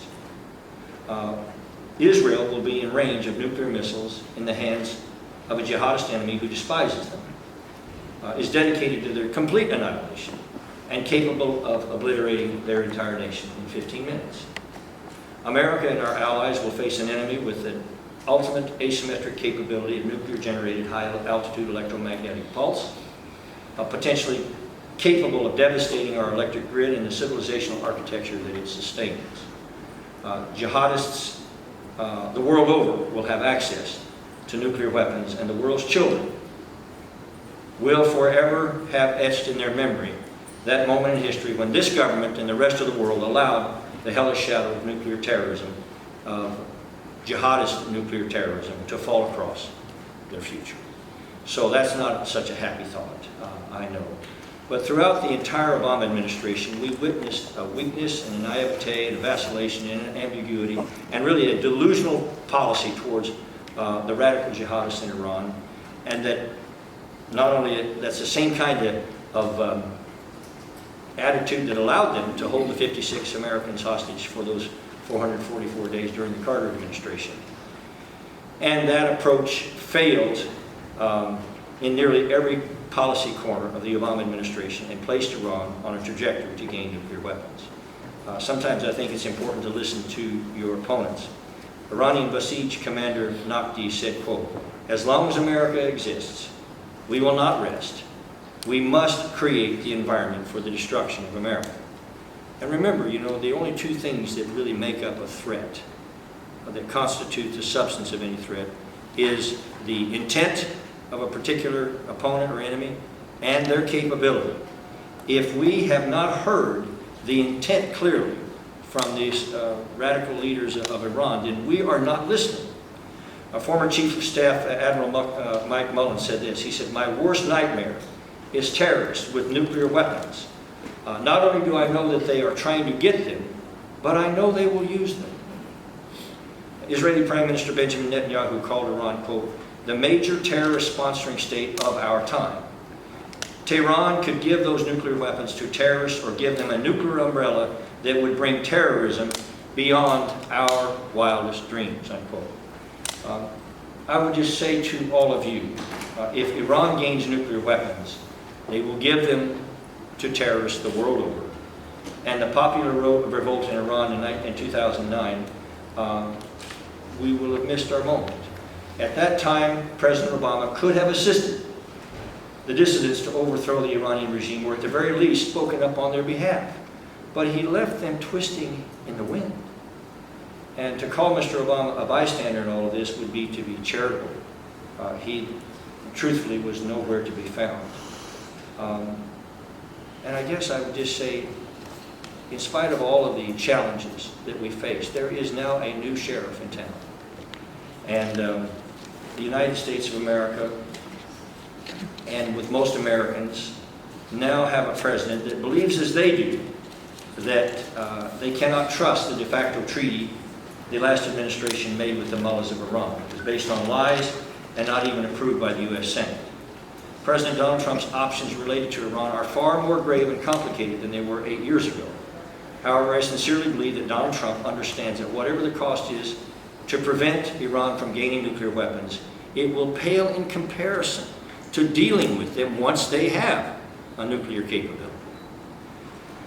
I guess I would just quote Ronald Reagan, because I believe he put it in such perfect perspective when he gave an address in 1983 when the world faced a similar threat in the growing strength of the nuclear ambition of the Soviet Union. He said, quote, "I urge you to beware the temptation to ignore the facts of history and the aggressive impulses of an evil empire, to simply call the arms race a giant misunderstanding, and thereby remove yourself from the struggle between right and wrong and good and evil." There were those in 1938 who deemed the ambitions of Adolf Hitler and the Third Reich a, quote, giant misunderstanding. The free nations of the world once had opportunity to address the insidious rise of the Nazi ideology in its formative years when it could have been dispatched without great cost. But they delayed, and the result was atomic bombs falling on cities, 50 million people dead worldwide, and the swastika's shadow nearly plunging the planet into a Sumerian night. And we are gathered here today, and we are resolved for the sake of our children and future generations that we of this generation will not stand by and watch a similar dark chapter of history be repeated on our watch. So let me just express again the deepest affection for all of you, and I hope that we can continue to work together. And I hope this much, if I can express something by way of advice. I know you have a much better picture of your geopolitical landscape than I do. But if this regime is to be overcome politically, it's going to be vital that all of the dissenting groups that are represented here today and other places come together. And I know that's always an easy thing to say. You know, you say, well, we've got to have unity. But it nevertheless is true. And I would suggest to you that forced unity is not a unity at all. It's the only unity that really is substantive is that is willingly created by common goal and common principle. So I beg you to consider what are your common principles and your common goals, and to recognize that if this regime is left in place, it is a terrible tragedy waiting to happen. You have to be successful, and I beg God's wisdom for you and His blessing, and stand by ready to help any way that I can. Thank you very much. And all over the world. And some of them, they are here, and in the different categories, science, business, and arts. We have Kamran Malik Muti, who humbly sits here and taking care of all the audio, video things, but he is one of the superstars in Iranian movie and TV series. And let's say thank you to Kamran for everything he has done for the Persian community.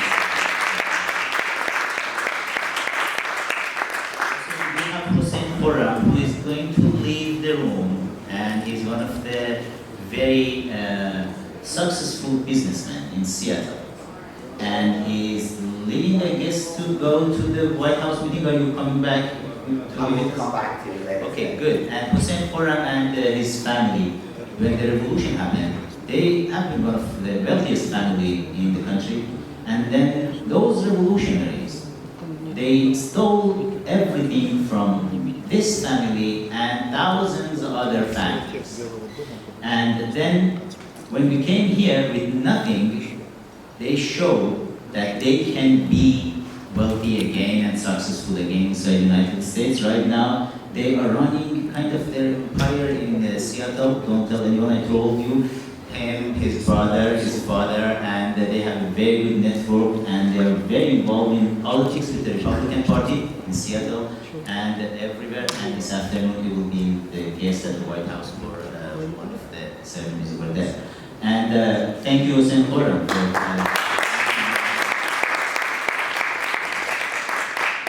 You have a lot more, a couple of them, like I'm looking at them right now, but I cannot introduce them because they have some families still in Iran, and they will be, their family members will be in trouble. And since we have some cameras of Voice of America and other channels which shows some photos to Iran, and we don't want to put these people in danger. And we have a very, let's say the youngest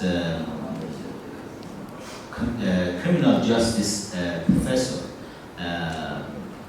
It's Iranian American professor, and she is with us. I guess I can't name her, but she published 7 books, which is textbooks inside Iran and in the United States. And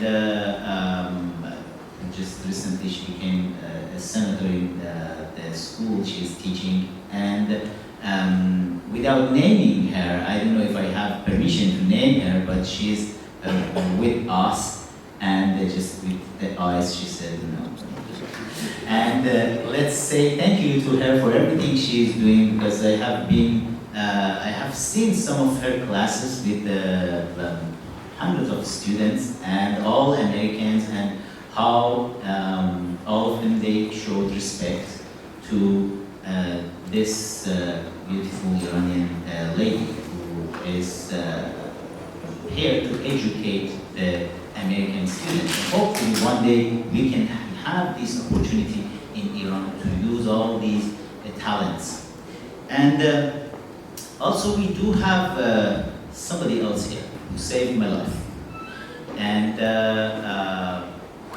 I want to ask the cameras to switch off if they can for a couple of minutes, because I want to give an award to her. The award is for Miss Manda Shahbazi's dad. Manda Shahbazi is the person. Manda, you can come and join me here. It's okay, the cameras are off. It's okay. And thank you. Thank you so much.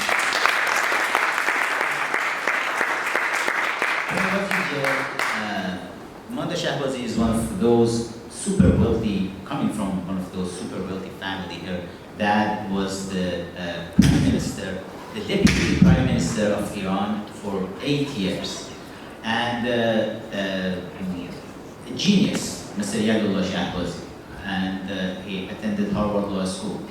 And then when you're talking, he's supposed to be with us today here, but he's 91 years old, and the last minute I've seen he can't come. And then since we prepared an award for him, I want to give the award to Manda. It's called the Lifetime Achievement Award for Law, Dignity, and Freedom. And to former Iran Deputy Prime Minister Yadullah Shahbazi.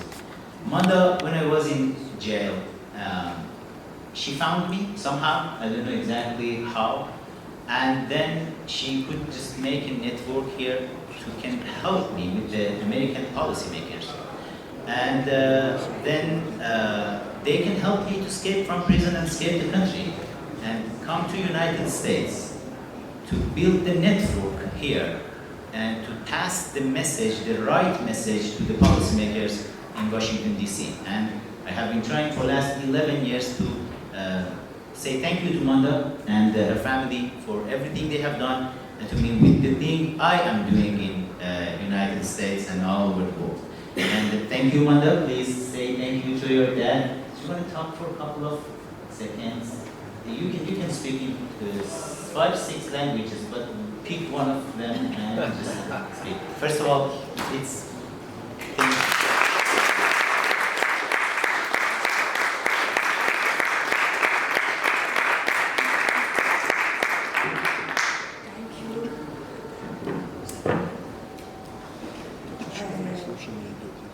it was one of the most fulfilling things that we ever done, me or my family, helping Amir Abbas to get out of that notorious prison in Iran that he was held for almost 10 years. And when we heard about what he has been through, for 1 year we tried so hard to have him escape from the prison in Tehran and then be living underground for a whole year in Tehran and then managed to escape from Tehran. And throughout these 9.5 years, almost 10 years that Amir Abbas was in Washington, he really helped the opposition and he was the biggest voice for the Iranian under such a horrible regime, and he has been so much advocating the people in Iran inside the country, freedom fighters, and he's been so tirelessly working throughout all these years, going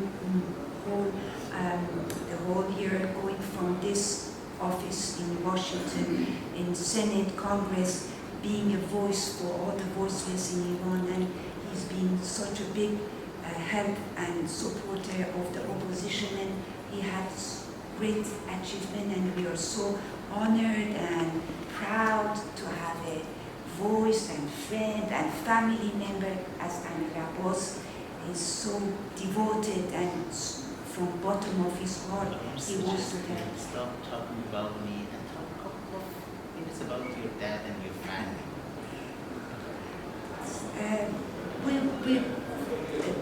My father was working for the government for 8 years, deputy prime minister at the time,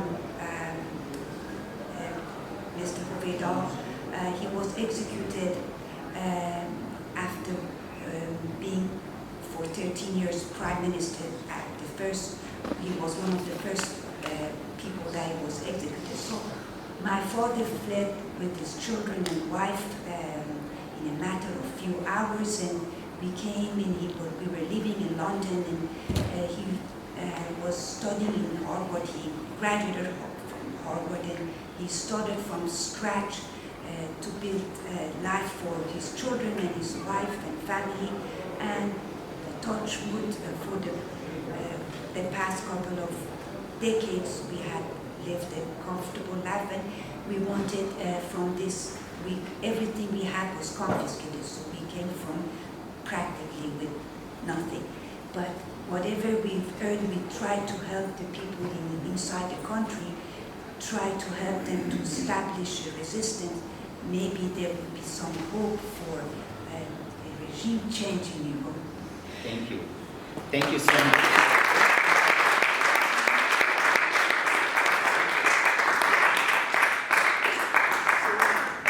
Unexpected and unprepared, I'm sorry. کسی بود که اعلامیه استقلال آمریکا رو نوشت تو سن خیلی جوانی، توی 32 سالگیش، و بعد از اون توی نوشتن قانون اساسی آمریکا خیلی نقش بزرگی داشت.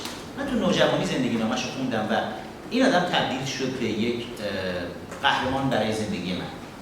و پیش خودم میگفتم، همیشه آرزوم این بود، میگفتم یعنی میشه یک روز ما هم یک قانون اساسی خوبی برای ایرانمون داشته باشیم. قانون اساسی که بتونه اینجوری امنیت رو برای مردم کشورش فراهم کنه. و خیلی ها فکر میکنن ایالات متحده آمریکا اگر قدرتمنده به خاطر بمب اتمش قدرتمنده، به خاطر اسلحه هاش قدرتمنده. ایالات متحده آمریکا به خاطر این چیزها قوی نیست، به خاطر پولش قوی نیست. به خاطر احترامی که توی این کشور مردم یاد گرفتن به همدیگه و به قانون بذارن. و این احترام برمیگرده به اون چارچوبی که قانون اساسی کشور ایالات متحده آمریکا ایجاد کرده زمینش رو، تا بتونن مردم یاد بگیرن که وقتی به همدیگه احترام میذارن، شرایط یک زندگی آرام و امن رو برای همدیگه فراهم میکنن، میتونن بیشتر از زندگی خودشون هم لذت ببرن. توی شعارهای پایه‌ای که توی اعلامیه استقلال آمریکا میان می‌نویسن و اون رو توی قانون اساسی دنبال میکنن، شما چیزی از ایدئولوژی نمیبینید. میگن life, liberty, pursuit of happiness. لایف دقت بکنید، زندگی کردن، آزادی و حق دنبال کردن خوشبختی. شما هیچ چیز ایدئولوژیکی توش نمیبینید. یک سری حقوق اساسی رو میبینید که هر آدمی باید داشته باشه و هیچ کس نمیتونه بیاد این حقوق اساسی رو از هیچ کس بگیره. این که ما حق داریم زندگی بکنیم، اینکه ما حق داریم آزاد باشیم و اینکه ما حق داریم بتونیم راحت خوشبختی رو دنبال بکنیم. مسیر خود هر کسی این آرزو رو داره، هر کسی داره. اما متاسفانه اگر نگاه بکنید می‌بینید در هر کجای دنیا وقتی ایدئولوژی ها پا وسط گذاشتن، حالا توی هر رنگ و لعابی که بوده، توی تاریخ بوده یا مال معاصر بوده، هر جایی وقتی ایدئولوژی پا وسط گذاشته، ایدئولوژی میاد و برای منافع کسانی که سود میبرن از اون ایدئولوژی، از اون خط، میاد مسیری رو ایجاد میکنه که بخش زیادی از افراد یک جامعه حقشون ضایع بشه تا اینکه یک بخش کوچیکی بتونن به حق خودشون برسن. و این اشتباه بزرگیه که حالا برگردم یکم عقب‌تر، توی خیلی از قوانین اساسی دنیا که نوشته شده میبینیم این مسئله رعایت نشده و شاید خیلی کم اصلا جریانات مخالف و ناراضیان سیاسی به این مسئله کلیدی و پایه‌ای توجه کردن عموما که اگر میخوان بیان مسیر رو برن، اول باید چارچوب اون مسیر، نقشه راه اون مسیر رو مشخص میکنن. اگر میخوان خونه ای رو بسازن، در درجه اول باید نقشه ساختن اون خونه رو در دست خودشون داشته باشن. توی ایالات متحده آمریکا 200 تا اندی سال پیش وقتی اینها قانون اساسی خودشون رو نوشتن، توی قانون اساسی خودشون پدران بنیانگذار آمریکا به خیلی چیزها داشتن نگاه میکردن. جفرسون توی یکی از سخنرانی‌های خودش وقتی ازش پرسیده بودن، گفتن شما ملاک حکومتداری در آمریکا رو از روی چی برداشتید؟ برای من خیلی جالب بود وقتی اینو دیدم. گفت ما 2 تا فلسفه حکومتداری جلوی خودمون داشتیم. یکی از روی سایروپدیا دیده بودیم که حکومتداری کوروش ایرانی چطور بود، و دومین چیزی که داشتیم این بود که بیایم The Prince مال ماکیاولی رو بخوایم دنبال بکنیم. ما تصمیم گرفتیم که کوروش رو دنبال بکنیم. پدران بنیانگذار آمریکا برای پایه‌گذاری حکومت این کشور که الان همه دنیا رو انگشت به دهن کرده، به ما نگاه میکردن، به تاریخ ما نگاه میکردن و خب ما یک همچین چیزی رو جلوی خودمون داریم. بعد اینا اومدن وقتی دارن به این قضیه نگاه میکنن، تو نوشتن قانون اساسیشون به شدت حواسشون جمع بود که به هیچ عنوان هیچ علامت یا کلمه‌ای که بوی مذهب بده وارد قانون اساسی خودشون نکنن. با وجود اینکه جامعه آمریکایی یک جامعه، کسانی که تو آمریکا همه تقریبا اکثر کسایی که اینجا هستید تو آمریکا زندگی میکنید، به جز برخی از دوستان که حتی از استرالیا ما داریم که اینجا اومدن، از اسرائیل داریم که اینجا اومدن و از کانادا داریم که هستن. ولی خب کسانی که توی آمریکا هستن یا حتما دیدید، یکی از مذهبی ترین جوامعی که توی دنیا وجود داره جامعه آمریکاست. مردم مسیحی هستن، خیلی به عیسی مسیح اعتقاد دارن، به خداوند اعتقاد دارن، به چرچ هاشون رو میرن، یک شنبه ها عبادت خودشون رو میکنن. اما شما توی تمام قانون اساسی ایالات متحده آمریکا حتی یک بار کلمه کریستیانیتی رو نمیبینید، مسیحیت رو نمیبینید. حتی یک بار نام جیزس رو، نام عیسی مسیح رو توی قانون اساسی آمریکا نمیبینید. حتی کلمه خدا رو، گاد رو یک بار نمیبینید. کریئتور رو نمیبینید. شما هیچ کدوم از این کلمات رو توی قانون اساسی آمریکا نمیبینید. ولی قانون اساسی بوده که برای بیشتر از 200 سال جواب داده و تونسته کمک بکنه که توی این کشور همه کسانی که به انواع و اقسام آیین‌های آسمانی و زمینی اعتقاد دارن یا به هیچ خدایی اعتقاد ندارن بتونن کنار هم دیگه در آرامش زندگی بکنن. شاید راز اینجاست. وقتی ما در قانون اساسی آمریکا نمیبینیم هیچ کلمه مذهبی رو، در قانون اساسی جمهوری اسلامی چطوره؟ در قانون اساسی جمهوری اسلامی 206 بار کلمه اسلام تکرار میشه، 10 بار کلمه حضرت محمد و 10 بار کلمه امام زمان ولی عصر، 10 بار کلمه امام خمینی، امام خامنه‌ای، انواع و اقسام امام هایی که میسازن قرآن. یعنی این قانون اساسی اگر روی هم بذارید کلمات مذهبیش رو، شاید نزدیک 500 بار در قانون اساسی جمهوری اسلامی شما میبینید یک سری کلمات مذهبی اومده وارد شده و این کلمات مذهبی باعث شده کل کارکرد قانون اساسی به طور کامل از بین بره. اسم حکومت رو یک چیزی گذاشتن که اصلا با عقل جور در نمیاد. گذاشتن جمهوری اسلامی. جمهور یعنی مردم قرار حکومت کنن، مردم قرار قوانین رو بنویسن. اسلامی یعنی خدا و نمایندگان خدا که معلوم نیست از کجا تایید شدن که اینها نمایندگان خدا هستند و بقیه نیستند، اونها هستند که دارن این قوانین رو می‌نویسن. یک جای این کار به هم نمیخونه. نمیتونیم بگیم هم مردم حکومت میکنن هم خدا حکومت میکنه. بعد بیایم سر خودمون رو کلاه بذاریم. بعد بگیم مردم سالاری دینیه. خب بعد یک جای جوابش رو بگیریم. خب مردم توی اون سرزمین باید احساس خوشبختی بکنن. آیا مردم توی ایران ما احساس خوشبختی میکنن؟ حالا ما با مسیحی ها و یهودی ها و بهایی ها و زرتشتی ها و سنی ها و کسانی که از به قول رژیمی ها در اقلیت های مذهبی هستن با اینها کار نداریم. آیا شیعیان در ایران احساس خوشبختی میکنن؟ آیا نصف جامعه ایرانی که آقای موزون هم بهش اشاره کردن، زنها احساس خوشبختی میکنن؟ ما اگر نگاه بکنیم میبینیم بجز اون طبقه کوچیک ملاهای عقب افتاده‌ای که حاکم شدن به کشور، هیچ کسی دیگه احساس خوشبختی نمیکنه.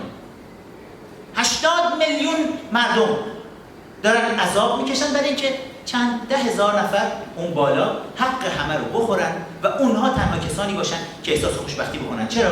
چون قانون اساسی این اجازه رو بهشون میده. چون قانون اساسی رژیم جمهوری اسلامی اعلام کرده رسما که مذهب رسمی کشور شیعه اثناعشریه. و وقتی ما یک همچین شکلی رو داریم، شما از همون اصل یک قانون اساسی جمهوری اسلامی بخش بزرگی از جامعه رو داری از جامعه بیرون میکنی، حقوقشون رو داری زیر پا میذاری، داری پایمال میکنی و چیزی که خیلی کم بهش توی اپوزیشن توجه شد. بعد قانون اساسی قبل از انقلاب چطور؟ بعضی‌ها با افتخار در اپوزیشن وقتی صحبت از قانون اساسی میشه میگن قانون اساسی مشروطه، ما باید بازگردیم به قانون اساسی مشروطه. واقعا ما باید برگردیم به اونجا. 111 سال پیش هم اشتباه رفتیم. اشتباه رفتند پیشگامانی که داشتن قانون اساسی می نوشتن برای ایران. یک قرن بعد از اینکه اولین قانون اساسی مدون در دنیا در آمریکا نوشته شده، هر کشور دیگه ای قانون اساسی داره، همشون قوانین اساسیشون رو به نوع یک رونوشتی از قانون اساسی ایالات متحده آمریکا دارن. بعضی میگن مگنا کارتا انگلستان بوده، مگنا کارتا انگلستان قانون اساسی نبوده، قوانین جداگانه‌ای بوده که هنوز هم وجود داره و انگلستان هنوز هم قانون اساسی نداره برای خودش. اما ایالات متحده آمریکا اولین کشوری که توسط پدران بنیانگذارش براش قانون اساسی نوشته شد و بعد تمام کشورهای دیگه این رو دنبال کردن. حتی کره شمالی که این همه برای آمریکا خط نشون میکشه برای خودش قانون اساسی نوشته و اونها سعی کردن مدل مثلا قانون اساسی آمریکا رو مطمئنم که حتی نمیدونن، مطمئنم رهبران حتی قانون اساسی و حتی شاید خامنه‌ای هم امروز بفهمه که قانون اساسی رژیمش رو اصلا از روی قانون اساسی ایالات متحده آمریکا نوشتن و این یک تجربه بشری بوده که دست به دست شده جلو رفته. آمریکایی‌ها همه جا درست رفتن؟ نه، همه جا هم درست نرفتن. در عراق و افغانستان بعد از اینکه جنگ بزرگی شکل میگیره، دیکتاتورها ساقط میشن، یک گروه تروریستی در افغانستان ساقط میشه و بعد در عراق دیکتاتور صدام رو ساقط میکنن، میلیاردها دلار پول خرج میکنن و هزاران سرباز آمریکایی کشته میشن برای اینکه اینها یک رویایی دارن، میگن ما باید کمک بکنیم همه کشورهای دنیا هم بتونن آزادی و دموکراسی رو تجربه بکنن. اما اینها هم اشتباه میکنن. اشتباهی که کردن چی؟ اشتباه این بود که آماده نبودند برای بعد از تغییرات. وقتی تغییر به طور ناگهانی ایجاد شد، حالا از طریق جنگ یا از طریق انقلاب‌هایی که ما توی کشورهای منطقه دیدیم به اسم بهار عربی مشهور شد، وقتی تغییرات ایجاد شد، وقتی دیکتاتورها سقوط کردند، ما دیدیم نیروهای مخالف اون دیکتاتورها آماده نبودند، قوانین اساسی خودشون رو نداشتند. قانون اساسی عراق رو گروهی از حقوقدانانی که فارغ التحصیل‌های دانشگاه هاروارد بودند و به جناح چپ آمریکایی تعلق دارن، اینها نشستن نوشتن و میخواستن خیلی دیگه مثلا آدم‌های به قول خود آمریکایی‌ها کولی باشن، گفتن که ما بیایم بر اساس فرهنگ مردم عراق براشون قانون اساسی بنویسیم و فکر کردن قانون اساسی باید بر اساس فرهنگ نوشته بشه. قانون اساسی چرخی نیست که ما دوباره بریم اختراعش بکنیم. بشریت این چرخ رو اختراع کرده و این چرخ وجود داره، ما فقط باید بتونیم درست ازش استفاده بکنیم. اینکه یک حکومت 3 رکن داشته باشه، قوه مجریه، قوه قضاییه، قوه مقننه، مدت هاست این وجود داره. قرنهاست این وجود داره و مانتسکیو در کتاب خودش در عصر روشنگری فرانسه درباره‌اش اومده نوشته در روح القوانین The Spirit of the Laws. پس یک چیزی نیست که ما بخوایم بریم آمریکایی‌ها ساخته باشنش یا خود مونتسکیو حتی ساخته باشه، اون هم از روم و یونان باستان رفته قرض گرفته. تجربه تاریخ بشر، همه ماها توی تمام نقطه‌های این کره زمین یک چیزهایی رو داریم تجربه می‌کنیم. در نهایت به این رسیدیم که این سیستم حکومتداری که 3 رکن وجود داشته باشه میتونه به ما کمک بکنه که بتونیم شاید بیشترین میزان آرامش و خوشبختی رو برای مردم سرزمین خودمون بیاریم. اون وقت اون حقوقدانانی که در دانشگاه هاروارد نشستن برای عراق قانون اساسی نوشتن، گفتن خب مردم عراق اکثریتشون مسلمون هستن، پس ما بذارید اسلام رو تزریق کنیم به داخل قانون اساسی.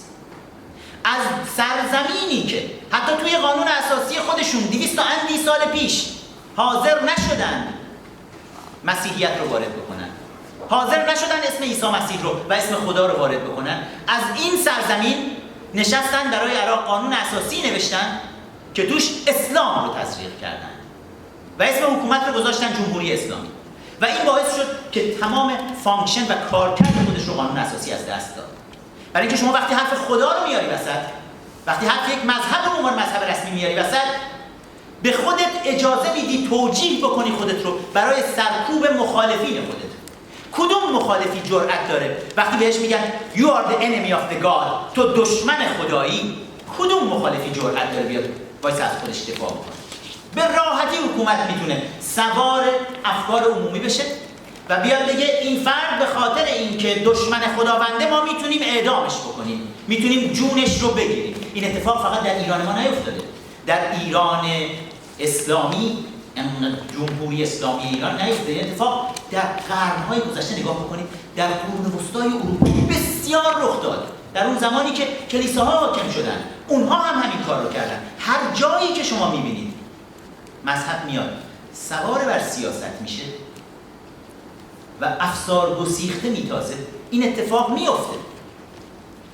نوشتن قانون اساسی برای عراق با این توجیه که ما برای فرهنگ و مذهب مردم عراق می‌نویسیم، یک اشتباه بسیار بزرگ بود که هر چیزی الان دارن میکشن به خاطر این مشکل.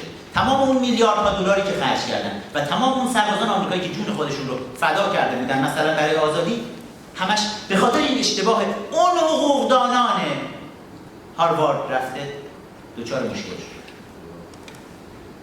در افغانستان هم همین اتفاق افتاد. اونجا هم رفتن دوباره جمهوری اسلامی به پا کردن. اونجا هم رفتن قانون اساسیش رو درش اسلام تزریق کردن. و این بعید از دنیای امروز بعید.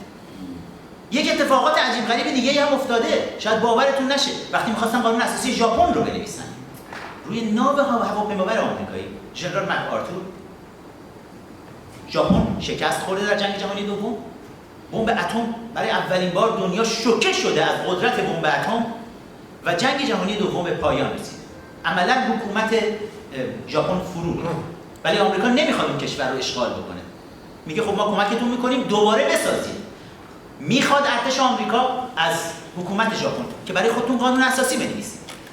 قانون اساسی رو می‌نویسن دوباره بر همون پایه‌های دیکتاتوری که وجود داشته در ژاپن. میذارن جلوی ژنرال آمریکایی روی ناو هواپیمابر نگاه میکنه، میگه این اصول دموکراسی توش رعایت نشده. شما باید 3 رکن داشته باشید که مستقل باشن، قدرت نباید در دست هیچ فرد، امپراتور، هیچ کسی بیاد قبضه بشه و آیین‌های مذهبیتون رو برای خودتون نگه دارید. وارد نکنید به قانون اساسی. بعد این ژنرال آمریکایی از همکاران خودش روی اون ناو هواپیمابر میخواد، میگه بشینید کمکشون بکنید. یک هفته بهشون اولتیماتوم میده، میگه بشینید یک قانون اساسی بنویسید. چه حرف رو نمیخواستن اختراع بکنن. ژاپن کجاست بعد از جنگ جهانی دوم؟ یکی از قدرتمندترین قطب‌های اقتصادی دنیا تبدیل میشه. مردمش میتونن افتخار بکنن که ژاپنی هستن. کشوری که نابود شد در جریان جنگ جهانی دوم. غرورشون، غرور ملیشون، سرمایه‌شون، ثروتشون، تاریخشون، هر چی داشتن از بین رفت. ولی دوباره تونستن خودشونو بسازن. برای اینکه درست نگاه کردن. خجالت نکشیدن از اینکه یاد بگیرن. اگر یک جای دیگه یک کاری بهتر انجام شده، همون جوری که پدران بنیانگذار آمریکایی خجالت نکشیدن از اینکه از کوروش ایرانی یاد بگیرن حکومتداری رو. ما هم نباید خجالت بکشیم که بخوایم یک سیستم حکومتداری رو که داره جواب میده بخوایم استفاده بکنیم. حالا بیایم شعارهای پوچ بدیم. باید در ایران بر پایه مذهب اسلام نوشته شد. همین اشتباهی که 111 سال پیش در دوران انقلاب مشروطه مرتکب شدن و دقیقاً این اشتباه باعث شد که در اصل اول قانون اساسی مشروطه هم ما این رو داریم که مذهب رسمی کشور شیعه اثناعشری است و پادشاه کشور باید شیعه باشد و برای مذهب شیعه بجنگد و امام زمان در زیر سایه امام زمانی کشور. این قانون اساسی مشروطه است. اونجا هم ایراد داشت، از رژیم جمهوری اسلامی نمیاد. ما از تاریخ شروع قانون اساسی مسیر رو کلاً اشتباه رفتیم. حالا باید برگردیم به دو نکته باید توجه بکنیم. بحث امروز بعد از ظهر ما که میریم تا یک پیشنویس پیشنهادی برای قانون. ما قانون اساسی نمی‌نویسیم برای ایران. یک پیشنویس پیشنهادی ثمره سالها تجربه‌ای که داشتیم، تجربه سالهای مبارزه، تحقیقاتی که داشتیم، همکاری‌هایی که با دوستان حقوقدانمون در درون ایران، بیرون ایران داشتیم، ایرانی‌ها، خارجی‌ها، همه رو سعی کردیم بذاریم روی همدیگه و یک پیشنویسی رو بنویسیم که بیش از هر چیز می‌خوایم بحث قانون اساسی رو توی اپوزیشن ایرانی، توی جامعه ایرانی باز بکنیم. می‌خوایم مردم شروع بکنن صحبت بکنن. 2 روز قبل از سیرک انتصاباتی رژیم، ما اسم این رو انتخابات نمیذاریم. اینکه آقای خامنه‌ای بیاد برای ما مشخص بکنه که 6 تا کاندیدایی که هر کدوم یک جوری آدم میکشن، یکی خفه میکنه، یکی دار میزنه، یکی به گلوله میبنده، یکی روی صندلی الکتریکی میذاره، یکی با ساتور شقه میکنه، این 6 تا رو میذارن جلوی ما و به ما میگن فقط از بین این 6 تا حق دارید انتخاب کنید. بعد اینا میان، این یکی میگه تو قاتلی، رئیس جمهور فعلی به کاندیدای رقیب خودش رئیسی میگه تو قاتلی، بله رئیسی قاتله. ولی آقای روحانی شما در دولت خودت وزیر دادگستریت کسیه که در کنار همون آقای رئیسی با هم نامه‌های اعدام رو، احکام اعدام دست جمعی زندانیان سیاسی رو بعد از پایان حکم زندانشون سال 67 صادر کردن و تو اون فرد رو، پور محمدی رو میاری میشونی وزیر دادگستری دولت خودت میکنی آقای روحانی. بعد میای ایراد میگیری، میگی اون یکی قاتل، تو هم قاتلی، همتون قاتل بودید. حالا مردم رو، این گزینه‌ها رو بذاریم جلوشون و بگیم شما فقط از بعد اسمشو بذاریم انتخابات. نه، این یک سیرک انتصاباتی بیشتر نیست. دلیل گذاشتن این کنفرانس در این روز، 2 روز به این سیرک انتصاباتی اینه که ما بحث قانون اساسی رو توی جامعه ایران باز بکنیم اتفاقا و مردم به این فکر بکنن بر پایه کدوم سند رژیم جمهوری اسلامی داره این سیرک‌ها رو میذاره. بر پایه همون سندی که اسمش هست قانون اساسی جمهوری اسلامی ایران، سندی که از بیخ و بن غلطه. و اگر مردم بدونن که این سند از بیخ و بن غلطه، شاید دوباره فکر بکنن که آیا برن واقعا رأی رو بندازن به صندوق‌ها یا نه. و شاید اپوزیشن ما، نیروهای مخالف رژیم جمهوری اسلامی، دوباره فکر بکنن که ما بیشتر از هر چیزی احتیاج داریم که نقشه راه رو برای خودمون مشخص بکنیم، چهارچوب رو مشخص بکنیم که اسمش هست قانون اساسی. خجالت نکشیم، با اعتماد به نفس کامل، نه فقط یک قانون اساسی پیشنهادی، صدها قانون اساسی پیشنهادی بنویسیم. هر فرد و گروهی که فکر میکنه توانایی این کار رو داره، قانون اساسی پیشنهادی خودش رو بنویسه. به شعور و هوش مردم ایران احترام بذاریم و باور بکنیم که مردم ایران میتونن با خرد همگانیشون بین این مجموعه قوانین اساسی که نوشته میشه و جلوشون گذاشته میشه بهترین ها رو انتخاب بکنن و آماده باشن. هر لحظه ای ممکنه یک اتفاق بزرگ در ایران رخ بده، اتفاقی شاید از ماها اجازه نگیرن، اتفاقی که شاید در همین هفته آینده در عربستان و در اسرائیل بخوان دربارش صحبت بکنن، اتفاقی که هر لحظه ممکنه رخ بده. چند سال پیش وقتی که دیکتاتورها جمع شده بودن دست جمعی توی سازمان ملل متحد، با هم عکس یادگاری میگرفتن، دست گردن هم دیگه مینداختن، میخندیدن. بن علی بود، قذافی بود، اسد بود، مبارک بود. یه نگاهی به دیکتاتورها بکنید، به اون عکسای دست جمعی نگاه بکنید، همشون با هم یه دفعه میبینید سرنگون میشن و ظرف چند ماه همه چیز تو اون کشور، شاید ظرف 2 ماه، 3 ماه، 3-4 تا دیکتاتور یه دفعه سقوط کردن. اما مشکل این بود که نیروهای مخالف آماده برای بعدش نبودن. مشکل در مصر این بود وقتی که دیکتاتوری مصر که بیش از 2 دهه بود سر کار بود. همه میگفتن ای وای حسنی مبارک چرا این کارو میکنه، چرا حسنی مبارک سر کار بود. آیا اپوزیشن آماده بودن؟ نه. وقتی که جوانها به خیابون اومدن، اخوان المسلمین مسلم براده بود گفت نه ما توی این تظاهرات جوانها شرکت نمی‌کنیم. جوانها اعتراض سراسری کردن، دیکتاتور کنار رفت، انقلاب شد. کدوم گروه ارگانیزیشن کاملی داشت برای اینکه همه چیز رو هایجک بکنه و در انتخاباتی که بعدش به وجود اومد تمام صندلی‌های پارلمان رو بگیره و بره به این سمت که بخواد قانون اساسی کشور رو کاملا اسلامیزه بکنه و حتی از کارشناسان جمهوری اسلامی، کارشناسان سپاه پاسداران و کارشناسان مجلس خبرگان جمهوری اسلامی دعوت کردن بیاید کمکمون بکنید ما قانون اساسی در مصر بنویسیم. این گروه اسمش بود اخوان المسلمین.